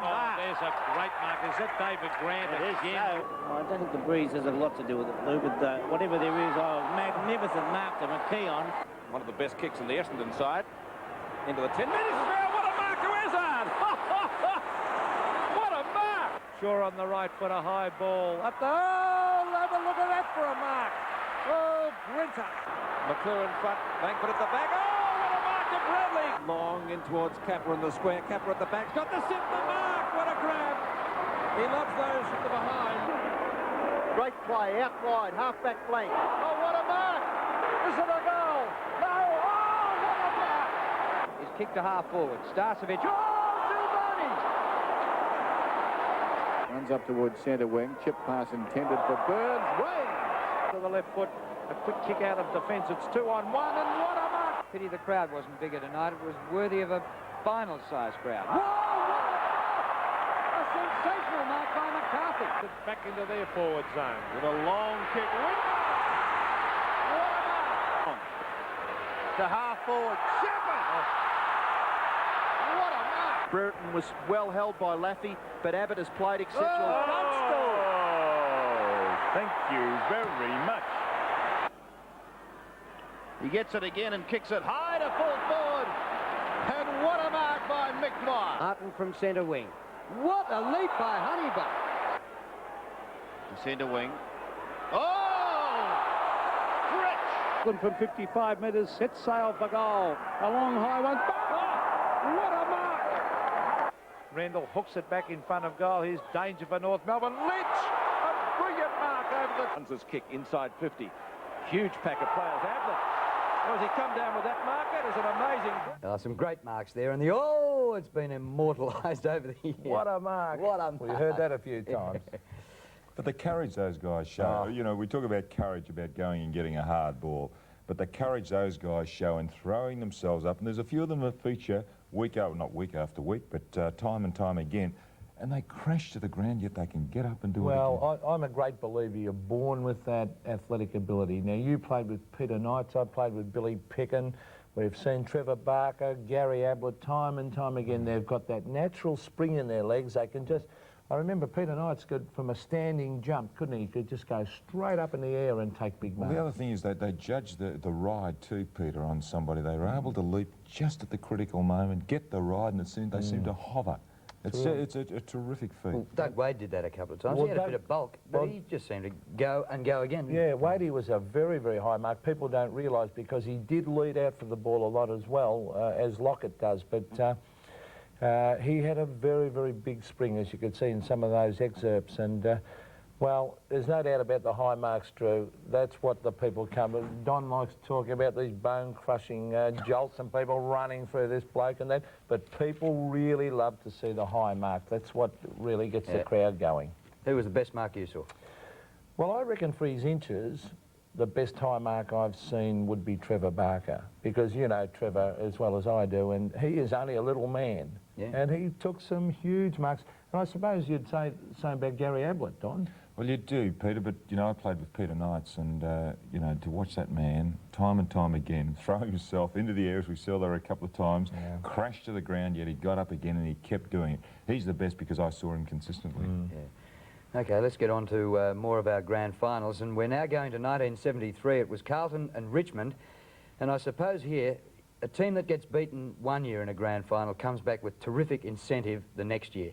Richmond were favourite in 72, but Carlton kicked a record score to absolutely blitz them. So in 73, Richmond had a lot to prove, and they were pretty tough.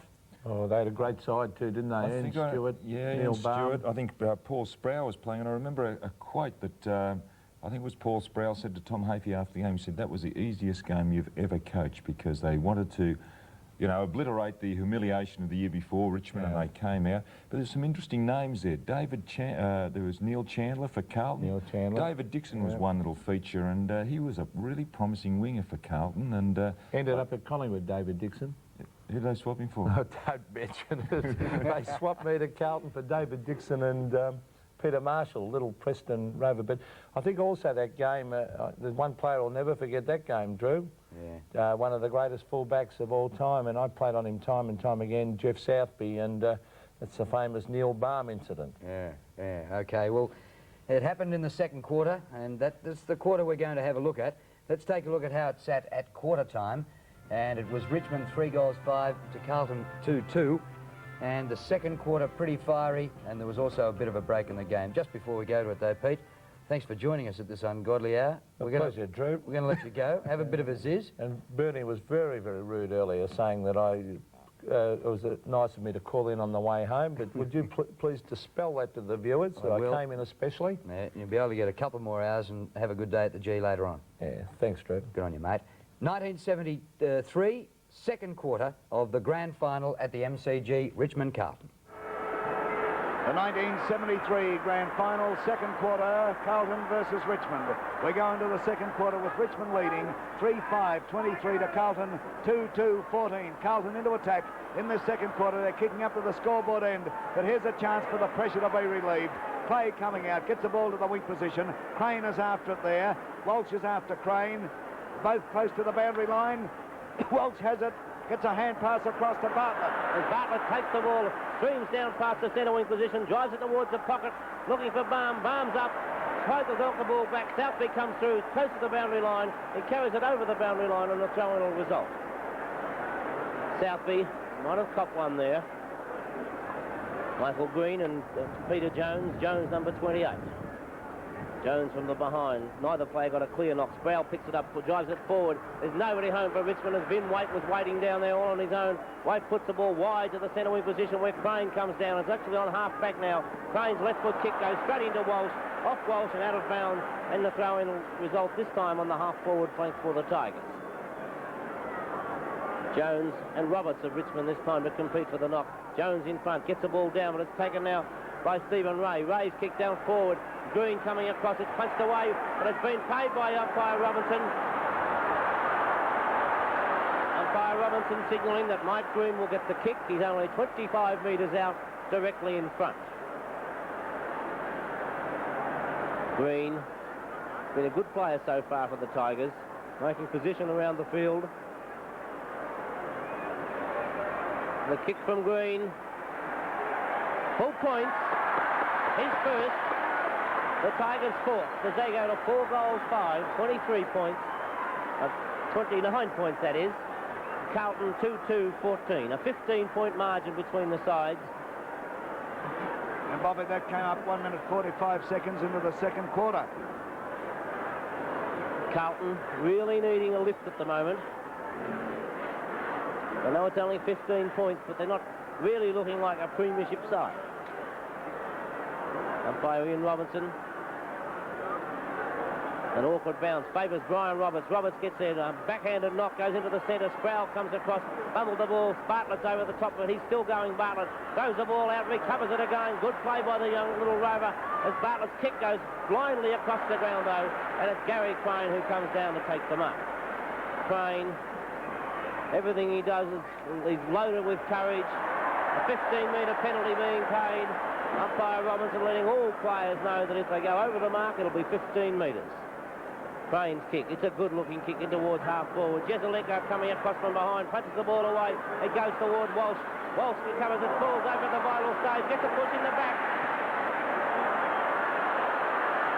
Bartlett not particularly happy. And the free kick goes to Brian Walsh. Walsh is on the half-forward flank for Carlton at the moment. He puts the ball forward, down towards the forward pocket. Walls coming across. It's punched away by McGee and carried over the line, and another throw-in will result. Throw in. Mackay and Roberts. Roberts uses his bulk to advantage. It comes through to Jezelenko. Jezelenko's kick almost goes straight across the ground. Coming out for Carlton was the young Davis. He recovers, comes back after the ball, but would dive and desperately kept the ball there for the Tigers, preventing Davis from going away and having a shot at goal. Thrown in the forward pocket as Roberts was up high. Mackay burst through, can't get there in time though. Before he's held, flung off his feet. As he did, the ball came off the boot, out of bounds on the full, and Sheedy's there waiting for the ball to come back so that he can put it into play. Looks like he might have a long wait. No, the ball's coming back because the police are down there now making sure that when the ball goes into the crowd, it comes right back again. Kevin Sheedy, back pocket, playing today as a ruck rover. Kick from Sheedy. Back towards half forward. It's punched away. Close to the boundary line. There's three Richmond players and Dixon, but none of them can really take the ball. And it carries over the line. Another throw-in will eventuate. Players desperately trying to get the ball away as Mackay gets a knock. It's taken by Stewart, who's playing a great game for the Tigers. Hall was up, makes a couple of attempts to mark, but couldn't get there in time. He received one too high. And Hall gets a free kick on the half-forward line for Carlton, around about 60 metres out from goal. What a great player he's been for the Blues, especially in finals, Kevin Hall. Let's see what he does with the ball, kicking up to the scoreboard end. Oh, it's going to be close. It's a beautiful kick, and they've hit the post. Oh, it's through. It's through, a magnificent kick.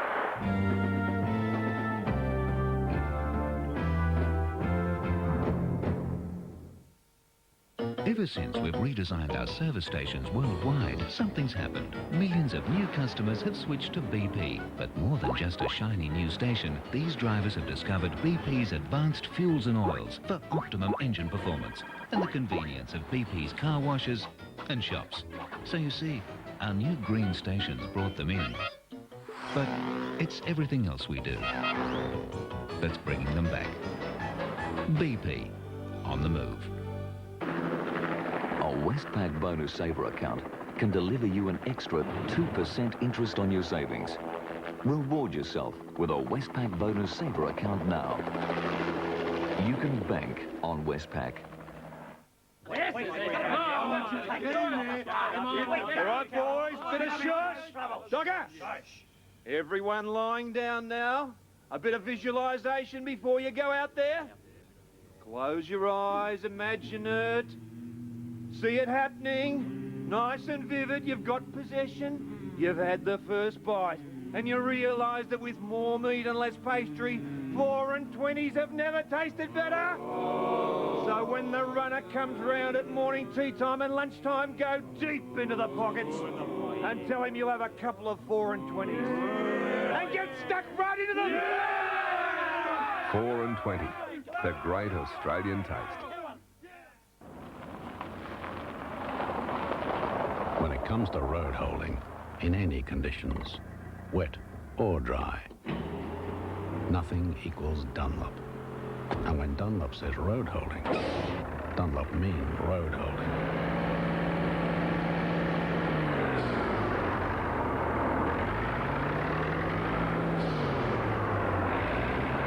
Stick with Dunlop, the world's best road holding tires.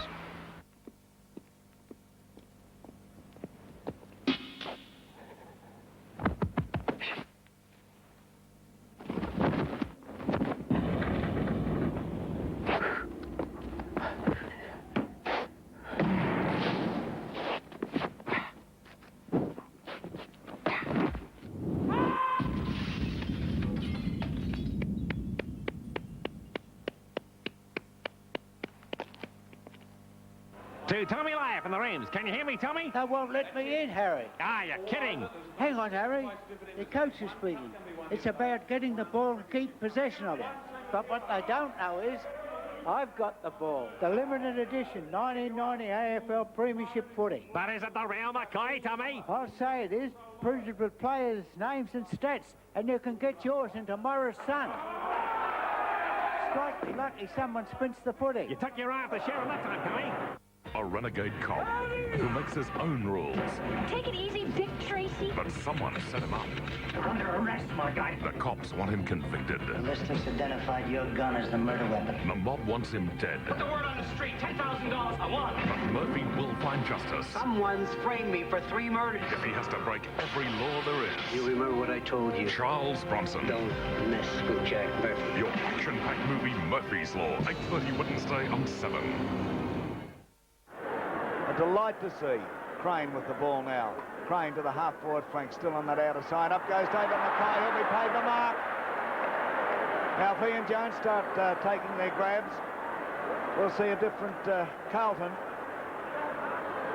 The big men, as yet, not really marking cleanly. Mackay, who kicked one in the first quarter, coming up now some 60 metres out, puts it on its way. Oh, it's a beautiful kick. Oh, fantastic.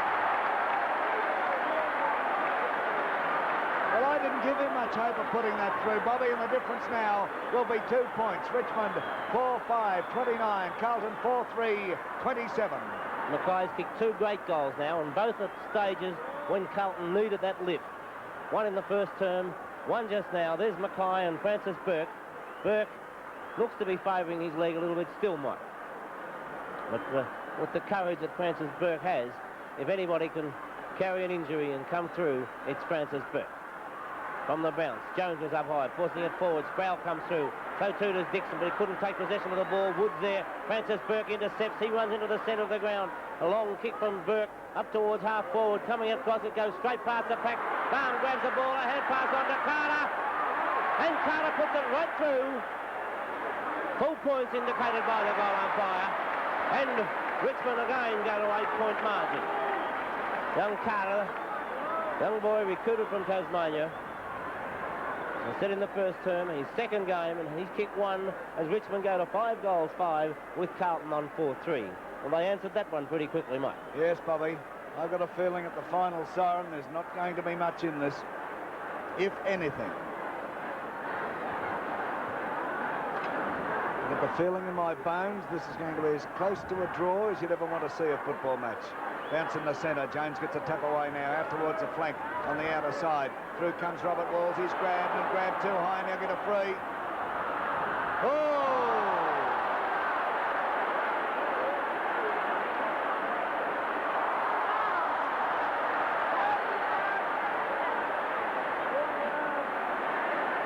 Well, it's a 30-metre penalty now.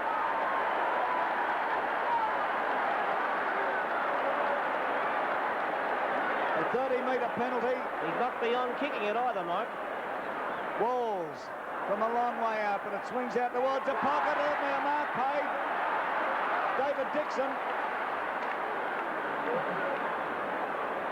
If he gets a goal, it's been a gift from 2 Richmond players. But then again, Carlton did a lot of this in the first term. Dixon got a clear line to goal, although he's on an angle. He kicks, oh, it's right through. No worries. And at the 10-minute mark in the second quarter, the scoreboard reads Richmond are 5-5, 35. Carlton are 5-3, 33. 2 points the difference. We're in business now, Bob. This is a grand final. Mike, do you get the feeling that they don't exactly love each other, these sides? Well, there's so much pressure out there. They've got a ton of respect. Don't worry about that. They're after the flag. This is what football's all about. The premiership flag. From it, Kevin Hall tries to get out with it. Taken by Stewart. Stewart's kick smothered. It goes back to Hall. There's a pack of players forming. Nobody can really get the ball out. And umpire Robinson has no option at all but to bounce it once again. As again, Robinson bounces it. It's Jones who hooks the ball back over the back. It's taken by Wood. He does a beautiful blind turn. Now puts the ball straight down the ground. Croswell coming across and judges the ball magnificently. Brent Croswell playing on the half-back flank at the moment, having his kick from centre half-back. It's a long kick down to centre half-forward. Mackay was up high, couldn't hold the ball. He comes through to Wood. Wood breaks across the half-back line, swinging it into the centre of the ground. It goes past Jones. Jones gets Carter too high, and Carter it is who comes out with the free kick. Ball right in the centre of the ground. Carter's long kick goes down past the half-forward line. Waite was up high, punched it down. It's taken by Hart. Hart, a long hand pass towards Sheedy. Sheedy takes it. His kick goes into the square. Goes for someone in the other and hits the post. Well, see what a trier he is. Luck just didn't favour Richmond on that occasion. Well, Sheedy deserved better luck than that. Could have bounced either way and then decided to bounce straight into the goal post. 3 points between the sides. 5-6 Richmond, 5-3 Carlton. As Southby with a magnificent kick right back to right into the centre almost. Coming across is Stewart and Hall. Stewart takes the ball, steadies play up for the moment. A long kick by Stewart down towards the pocket, where it's Southby and Barnes, pushed away by Waite and Southby. And Southby held high. And we'll get one too high. Southby's a little seedy too.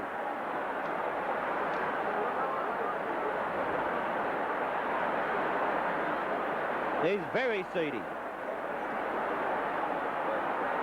I'd say Southby does not know where he is at the moment. Oh, well.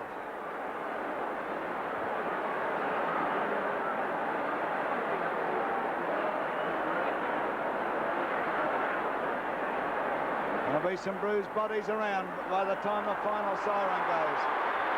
Southby, a great player. He'll come back. Coming up now to take his kick. Oh, he's very shaky. Kicks it out towards the half-back flank. Up they go. Out comes Bartlett with the ball. He's dumped. It's kicked in towards centre half forward for the Tigers, but Crosswell takes the mark in front of Gray. I think he was kidding then for a penalty, and umpire Robinson didn't fall for it. Oh, beautiful kick now from Crosswell. Up towards centre half forward. Out comes Robert Walls with the mark. He'll be paid it. Southby still in the hands of the trainers as Walls kicks the ball down forward. Out comes Davis, but he's getting the free kick against Clay. Davis, cousin of Brent Crosswell's, is maybe a good 60 metres out. There's Southby looking very groggy. As Davis comes up now, kicking to the scoreboard end. It's on its way, but oh, it's offline. It's out of bounds on the full. Dick Clay to take the resultant kick. It's going to be Francis Burke. Umpire Robinson just told them whose kick it was. It was worth the try, I suppose. Burke now takes his kick. It's a nice one too. Up they go. The ball knocked away here, taken by Walsh. Walsh kicks it out towards the goal square. They're coming through there as Rex Hunt. Gattogio comes in. Gattogio with the ball, gets it across here. And there's Carlton going forward through the boot of Gary Crane into the goal square. An awkward bounce and Clay runs through. One behind will be signalled. 5-6, 36 plays 5-4, 34. 2 points in difference. And we are coming up to the 15-minute mark in the second quarter. Bob. As Clay puts the ball out towards the half-back flank. Richmond players in the front couldn't hold the ball.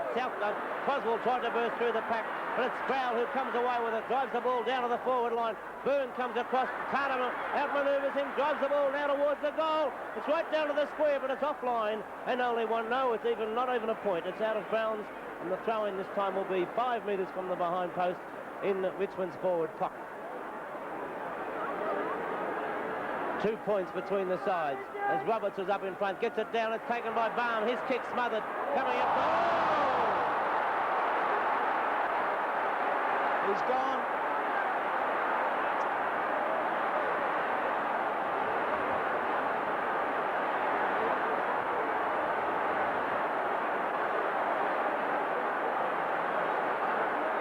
Well, you saw it. We don't need any comment from us. Waite to take it. Waite's kick now. Comes out towards a half-back flank. Up they go. Hart was in that lot. Couldn't get away with the ball, but it's taken by the irrepressible Francis Burke. Burke back into the forward line. Baum goes up there. Couldn't hold the mark, but he handballs across here towards Sheedy. Sheedy's grabbed. He's ducking and weaving. He kicks. Great effort, but only one behind.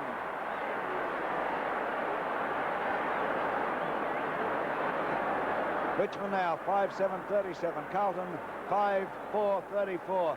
Gee, it's a grueling grand final, Bob, isn't it? And how, Mike? Southby, although taking the kick off, still a bit groggy, I feel. His kick up the centre of the ground must be Sproul's free kick, as Mackay just pushed him straight in the middle of the back. All Sproul. Sproul's kick right down to the forward pocket. Green coming across but couldn't take the mark. Wade punched the ball out, and there'll be a throw in about 15 metres around from the behind post. Green coming back to take the knock. Jones is there. They jostle for positions. Jones gets the ball down. Croswell tries to burst through the pack. Can't do so. Jones' kick is smothered by Hart, and Hart will get the free kick. Hart receiving a push in the back then. Royce Hart, only 25 metres out, a 45-degree angle, has yet to kick a goal, but in a perfect position to bring up his first. Royce Hart. The kick from Hart. Full points, the real captain's goal as he takes Richmond to 9 points up now as they go to 6 goals 7, Carlton 5 goals 4.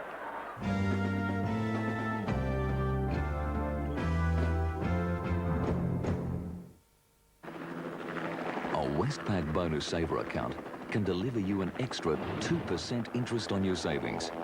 Reward yourself with a Westpac Bonus Saver account now.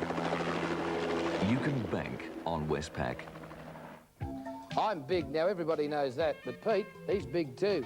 And Jim, well, he's huge. But we're all different. Different heights, different weights, different sizes, and that is where king-size menswear come in, because we at King Size can outfit you in some of the world's top labels at affordable prices too. There's working gear, business, sports, casual, evening, everything. So for fashion gear for the bigger-than-average Aussie, it's king-size menswear. We've got a size for you.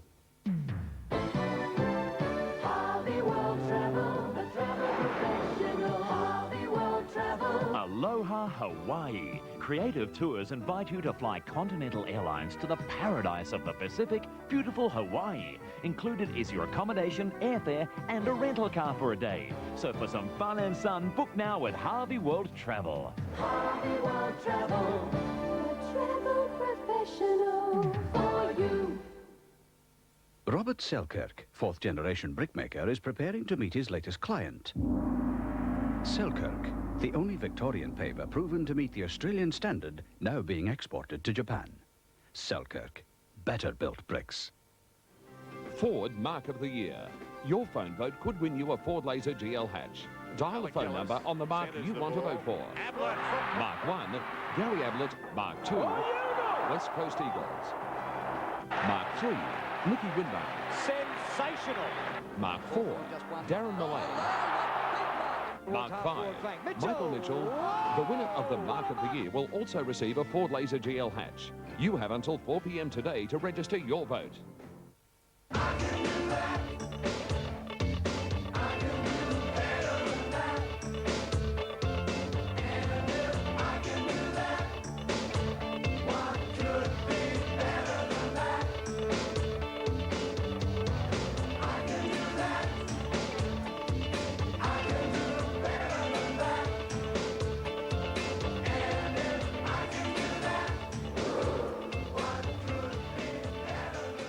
I've been busting to come in on the show. Last week, Jack came back. Surprise, surprise. This is great. Come on down, Dino. This is your big night. A new star is born. Oh, this is wicked. It's not as good. Oh, come on. As for Agro, I feel like an airline steward. he was flying high. Don't we all? This week, Patrick Swayze, Los Trios Ringvarkas, V. Arthur, Ben Mendelsohn, Alana Miles, and more. Tonight Live, weeknights. They're kicking up to the scoreboard end. There's a bounce. Roberts coming in once again. The ball knocked forward there by Sproul, however. Wide, but here's a go for the Blues. A hand pass over here towards Walsh. Walsh tries a short one down forward, and a very gutsy mark taken by Robert Walls. Boy, did that take some courage. And he is about 30 metres out on an angle. Kick one behind so far. It's on its way. Oh, he's hooked it. And through for one behind. So the scoreboard now, the MCG in the second quarter of the 1973 Grand Final reads Richmond 6-7-43, Carlton 5-5-35. 8 points of difference in favour of the Tigers. Waiting for Clay now to kick out. Another beautiful kick from Dick Clay. They're running backwards forward. And Jones has it hit him right on the chest, and he holds it after a bit of a juggle. Up towards centre-half forward once again, almost to mark the big nick. Taken there by Davis. Davis kicks and that rolls through for one behind. It looked as though it was going straight through when he kicked it, Mike. Well, that's tit for tat. The one of Kevin Sheedy's before and now that one. So it is quite apparent, Bob, if you want goals, you've got to kick them right through the centre here today. 7 points between the sides as Clay again goes to the outer side of the ground, and again it's a good kick. Covering a great amount of distance. Roberts up in front. Takes it, punts it on to Walsh. Walsh swings around his opponent, now drives it right down to the half-forward line. It's Carter there with Byrne. Byrne punches it away. It's taken by Dool. Dool runs in towards centre-half back into the centre of the ground. A beautiful pass. Hits Mackay right on the chest. He wastes no time at all. Goes straight down to the half-forward line. Jezelenko from behind. Couldn't get up off the ground as Hall comes through. Uses his pace. Brings it around. A great goal by Kevin Hall. His second. Hall's second goal, and the difference is only 1 point as Carlton go to 6-6 with Richmond on 6-7. A great goal, that one, Mike. Oh, I'll tell you something. Kevin's been a mate of mine for donkey's years, and I didn't think he could do that. Well, there's the doctor out to Jeff Southby. Looks like he's going to take Southby off. Well, he wants to. From the bounce back in the centre. Still there. We see Roberts get it out. It's taken by Wood. Wood runs across. His kick smothered though by O'Connell. It's O'Connell and Cataggio comes across. Cataggio a hand pass to O'Connell, who quickly puts the ball down to the half-forward line. It's Mackay and Walsh. It comes through the back of the pack though, but we find the Fowler has been infringed against and will get the free kick. Larry Fowler, Richmond's back pocket player. He drives it to the centre wing position where it's Gary Crane coming across. A great effort to mark by Crossell, who received the push in the back, and Crossell will get the kick on the centre wing position for Carlton. Crossell's kick in towards centre half forward. Jezelenko's there. It's punched, although play has been held up. A 15-metre penalty being played against Richmond, and the ball will be brought back, and Crossell has another kick. Well, there's a bit of drama going on behind play. The doctor's still there with the trainer, with Jeff Southby. I've got a feeling they want him to come off, but Southby's not coming off. Back to football. As Crossell's kick, this time again towards centre-half forward. Davis is in front, but it comes through to Mackay. Both Davis and Clay were jostling for positions. Mackay whipped in from behind to take the mark. He's kicked 2 goals, and 2 great goals they were. Mackay at the moment, 25 metres out, directly in front. And the Blues 1 point down. The kick's on its way. Oh, it's well offline and out on the full. So the Blues still 1 point down. Kick to be taken there by Rex Hunt. Hunt's kick now coming on the member stand flank. The players set themselves. Robert Walls is in that lot, still went up a mile, couldn't come out with it. Mackay just crashes his way up, but look who smothers the kick. Full of courage, Francis Burke. A great effort. He brushes Jezelenko aside. Burke is still going. A hand pass over here towards Stephen Ray. Stephen Ray over to Carter. Good football from the Tigers. Kick going down forward. Cutting across is Pennell. Oh, this is beautiful stuff. Pennell close to the boundary line with this kick. It's touched inside. And a great mark taken by Wood. What highlight you're watching through Channel 7. Kick now going down forward once again. And the mark is taken there by Byrne of Carlton. Oh, Bobby, we're seeing some beautiful flashes of play. You couldn't ask for more, Mike. As Byrne goes for the short one, it bounces in no man's land. Walsh couldn't get to the ball. It comes down with Stewart leads in the race for the ball. He's under pressure from O'Connell. O'Connell's there, so too is Crossell. Walsh comes out with the ball. Walsh balks one way, then the other. Now goes onto the left foot, swings it back towards Sheedy. It's punched away by Jones. Good defensive play. There's a pack forming as a hand pass comes out towards Pennell. Pennell runs towards the centre, the half-back flank position. It can't control the ball and it goes over the boundary line, and another throw-in will result. Ian Stewart copped a heavy knock that time in going for the mark, and he's a little bit sore at the moment as we see Jones and Roberts jostle position. Roberts gets the ball down, Crane comes through, and it'll be Crane's free kick as he was held too high. Gary Crane playing a great game so far today. Crane drives the ball towards the half-forward line where we see Walls outmanoeuvre McGee. Great mark, and McGaw goes on quickly, puts it towards Clay and Davis. It comes through to Hunt. Hunt forced the ball forward but couldn't control it. Nichols comes through, takes possession, a hand pass forward by Nichols. Nichols is still going, kicks the ball off the ground, but it's intercepted by Carter. Carter drives the ball wide to the half-forward flank as Stephen Ray leads Croswell in the race for the ball. It's close to the boundary line as Ray's there with Croswell. Ray keeps the ball in play, he's held by Croswell, and Stephen Ray will get the free kick. Brent Croswell signalling that it wasn't quite right according to him. Ray with the kick. Long kick by Ray down towards the forward pocket. Baum was up, couldn't take the mark. It comes through towards Sheedy. Southby comes through, gets a punch forward. Almost Baum coming in, getting into the goal square, and Bartlett's there. Kick off the ground by Bartlett. He'll get a free kick, Bartlett. Bartlett will have the free kick right in the goal square.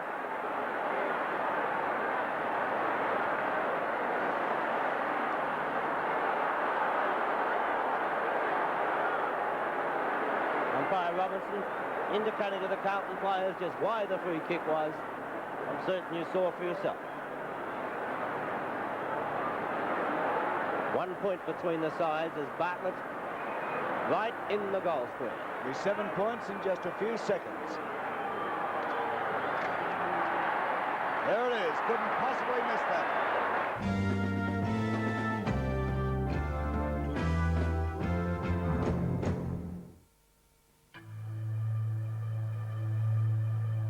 How else would you mark Mitsubishi's 10th year on Australian roads than with a Grand Tourer?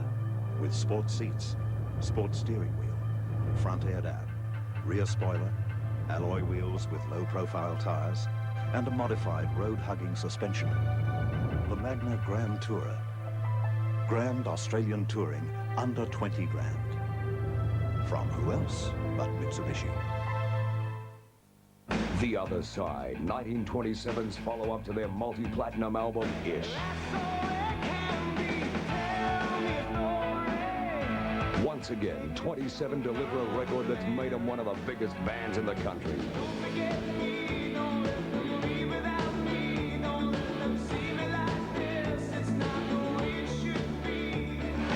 The Other Side, 1927 at their best. Oil dripping from your car's engine is unsightly and dangerous. To help stop this problem, add Wynn's Engine Stop Leak to your car's engine without delay. It's scientifically formulated to revitalise seals, gaskets and O-rings, the areas where leaks occur. Without Wynn's Engine Stop Leak, that messy problem could soon become an expensive one. So if you see the leak, seal it with Wynn's Engine Stop Leak. Remember, when it's Wynn's, it works. From service stations and auto stores. When Mark and Paul Donnellan were growing up, they virtually ate tyres, breathed tyres, dreamt tyres. So when the Donnellan Tyremen say they know the best tyres for your car, you'd better believe them. Bridgestone Steel Cats from $79 and a set of 4 radial retreads from just $120. The Donnellan Tyremen, they discount the price but never the quality.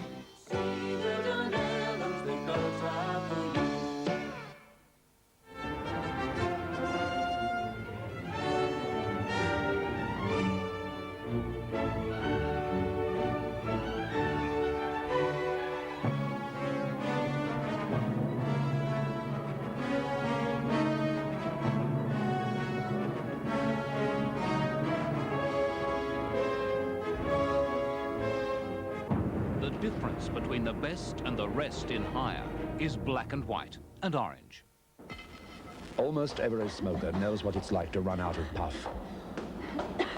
But few know the reason why. Inside your lungs are millions of tiny air sacs. Cigarette by cigarette, these air sacs die until you're out of breath almost all the time. This is emphysema.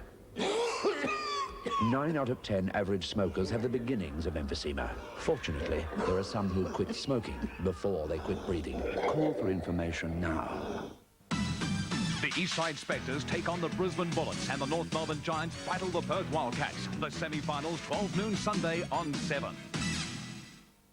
This isn't the time to miss a single night of home and away. If he finds out I've been to the police, he'll kill me. I'm getting out of here. Jennifer, don't be stupid. You're just letting him win, that's all. Get out. Don't you ever come near me again. Do you think I'm just going to let you walk out? Kate Raisin and all your favourites in high drama on Home and Away. 6:30 weeknights on 7.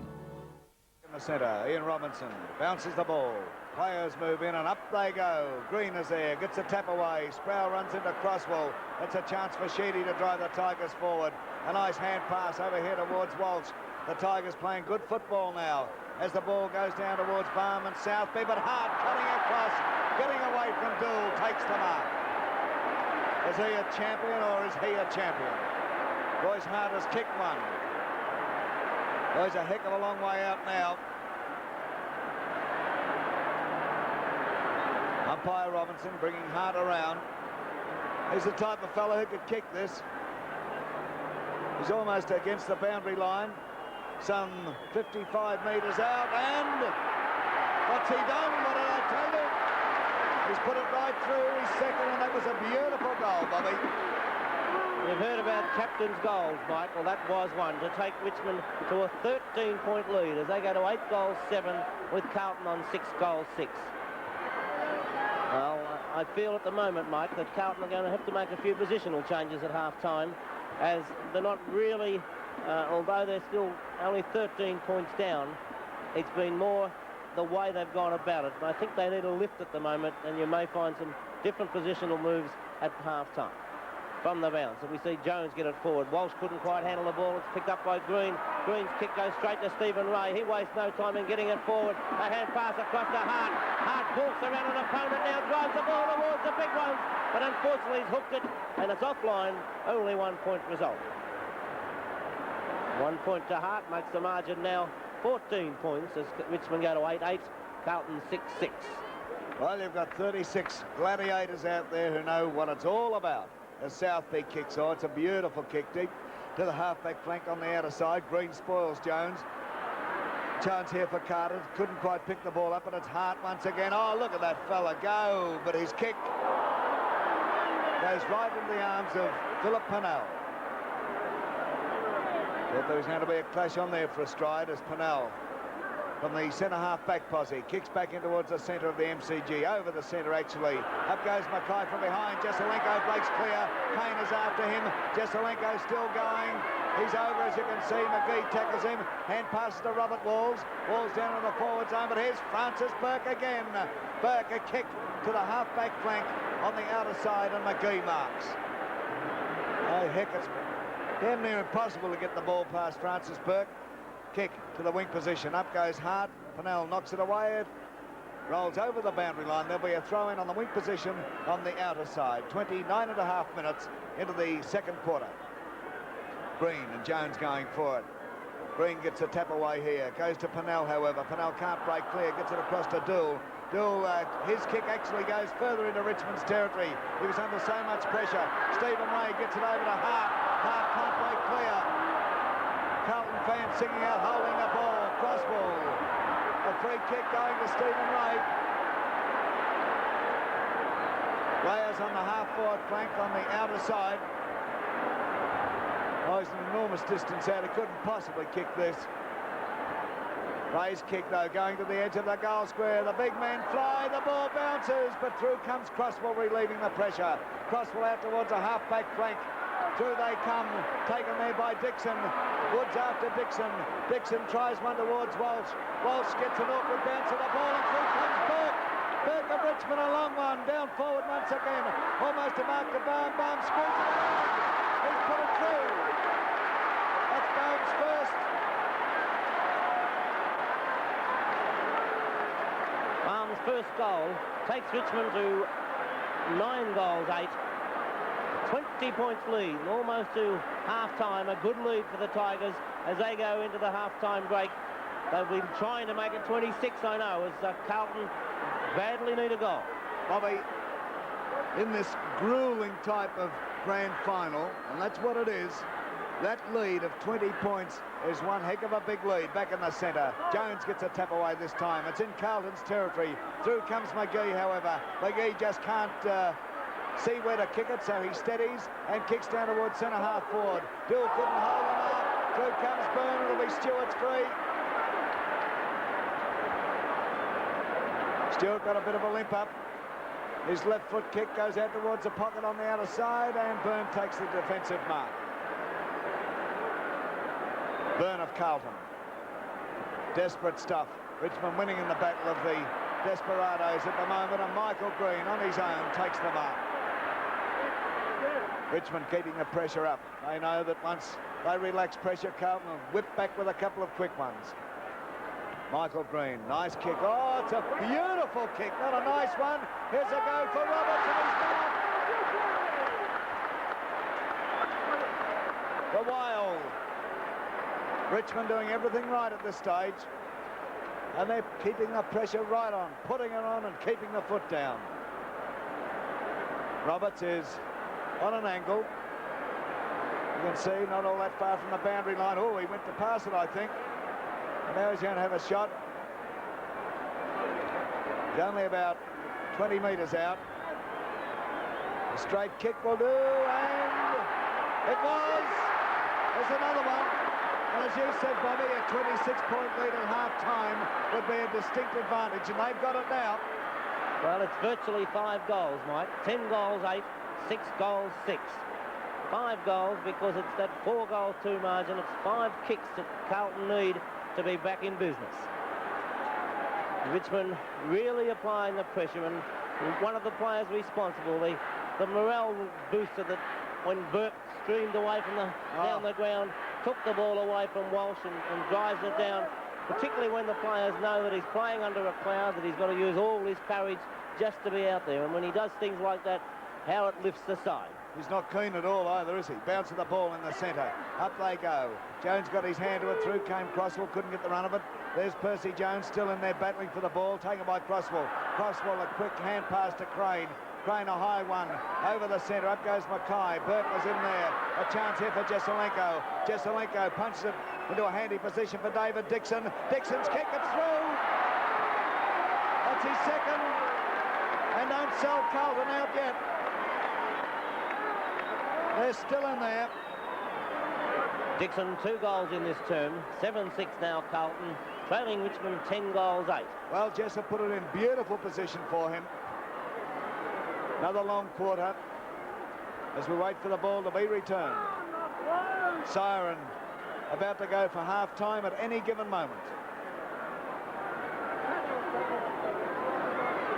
Umpire Ian Robertson. The bounce. It's an awkward one too, so up they go. O'Connell of Carlton tries to get the knock away. Walls gets a hurried kick in there. Mackay and Burke doing battle once more. Taken there by Bartlett.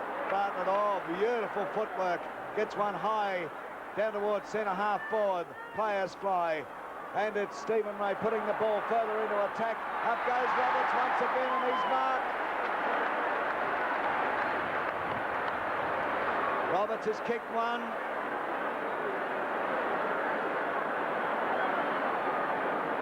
He would be,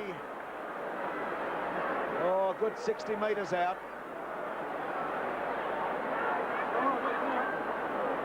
Taking his time about it. This will have to be a great kick. He's certainly going for it. The Wild puts his boot in and kicks into the man on the mark. Then wait, it's called play on. Taken by Green. Green of Richmond now, down to the edge of the goal square. A mighty pack flies. Nobody comes out with the ball. And a free kick has been plucked out of this. It's going Stewart. Richmond's way. Siren goes. Stewart will take his kick. Stewart has not put one through there. Oh, that was a mighty pack. And obviously, umpire Ian Robertson thought that Stewart had been held too high. Now, Stewart is 25 metres out, directly in front.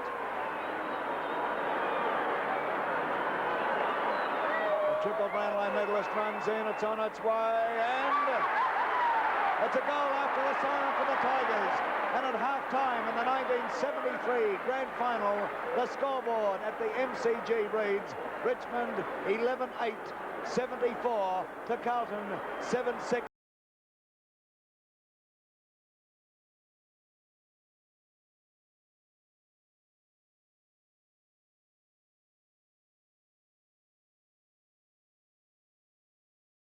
Kicked 8 goals in that quarter. They were pretty tough.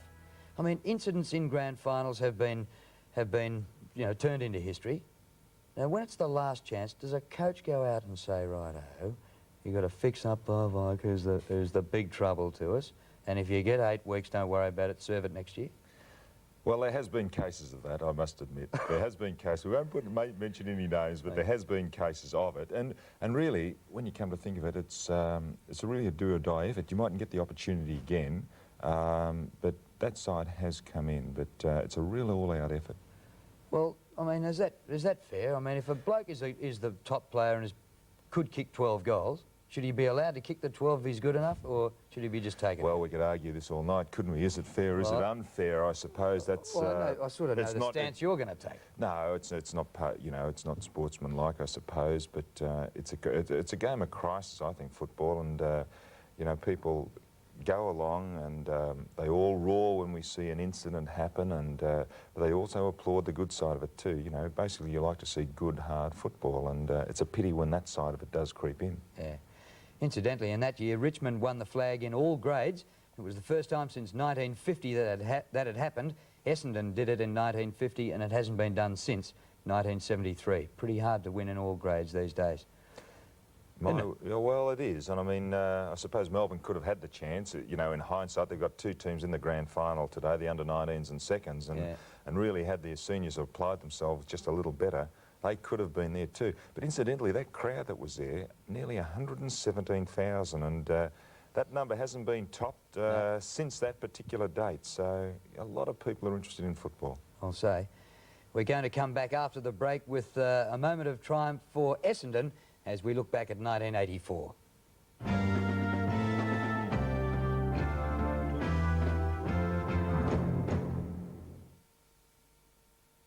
A Westpac Bonus Saver account can deliver you an extra 2% interest on your savings.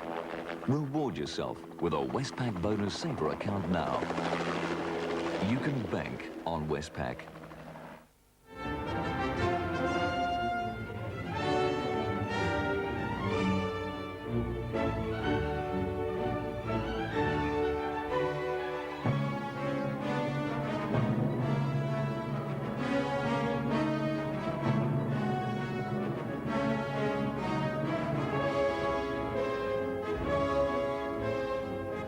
The difference between the best and the rest in hire is black and white and orange.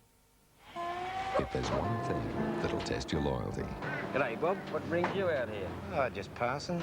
Oh, yeah. it's all the power of a V6 four-wheel drive.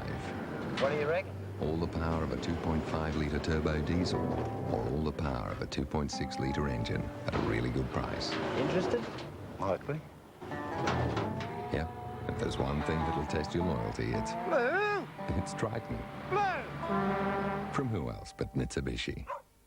Don't miss the grand final souvenir edition of the Sunday Age with a 32-page colour sports lift-out, plus an exclusive Tony Shaw's diary. What does he say about Collingwood? And Simon Madden's after-game account. What was it really like on the ground? It all makes sense in the Sunday Age. Before we sit out on this. Yes, well, neither's will be if you've kept the light on. Holler for a marshal. How much is that going to cost? What do you mean, how much is that going to cost?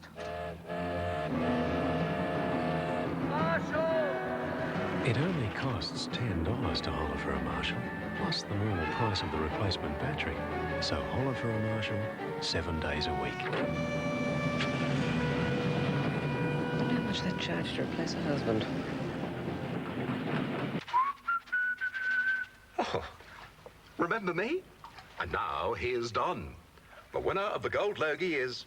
That's right. I used to have my own Tonight shows, daytime shows. I used to be really hot. Now the only time I'm hot is when I'm in here. With my new Dimension Electric with automatic reheat, I can have hot water whenever I want it.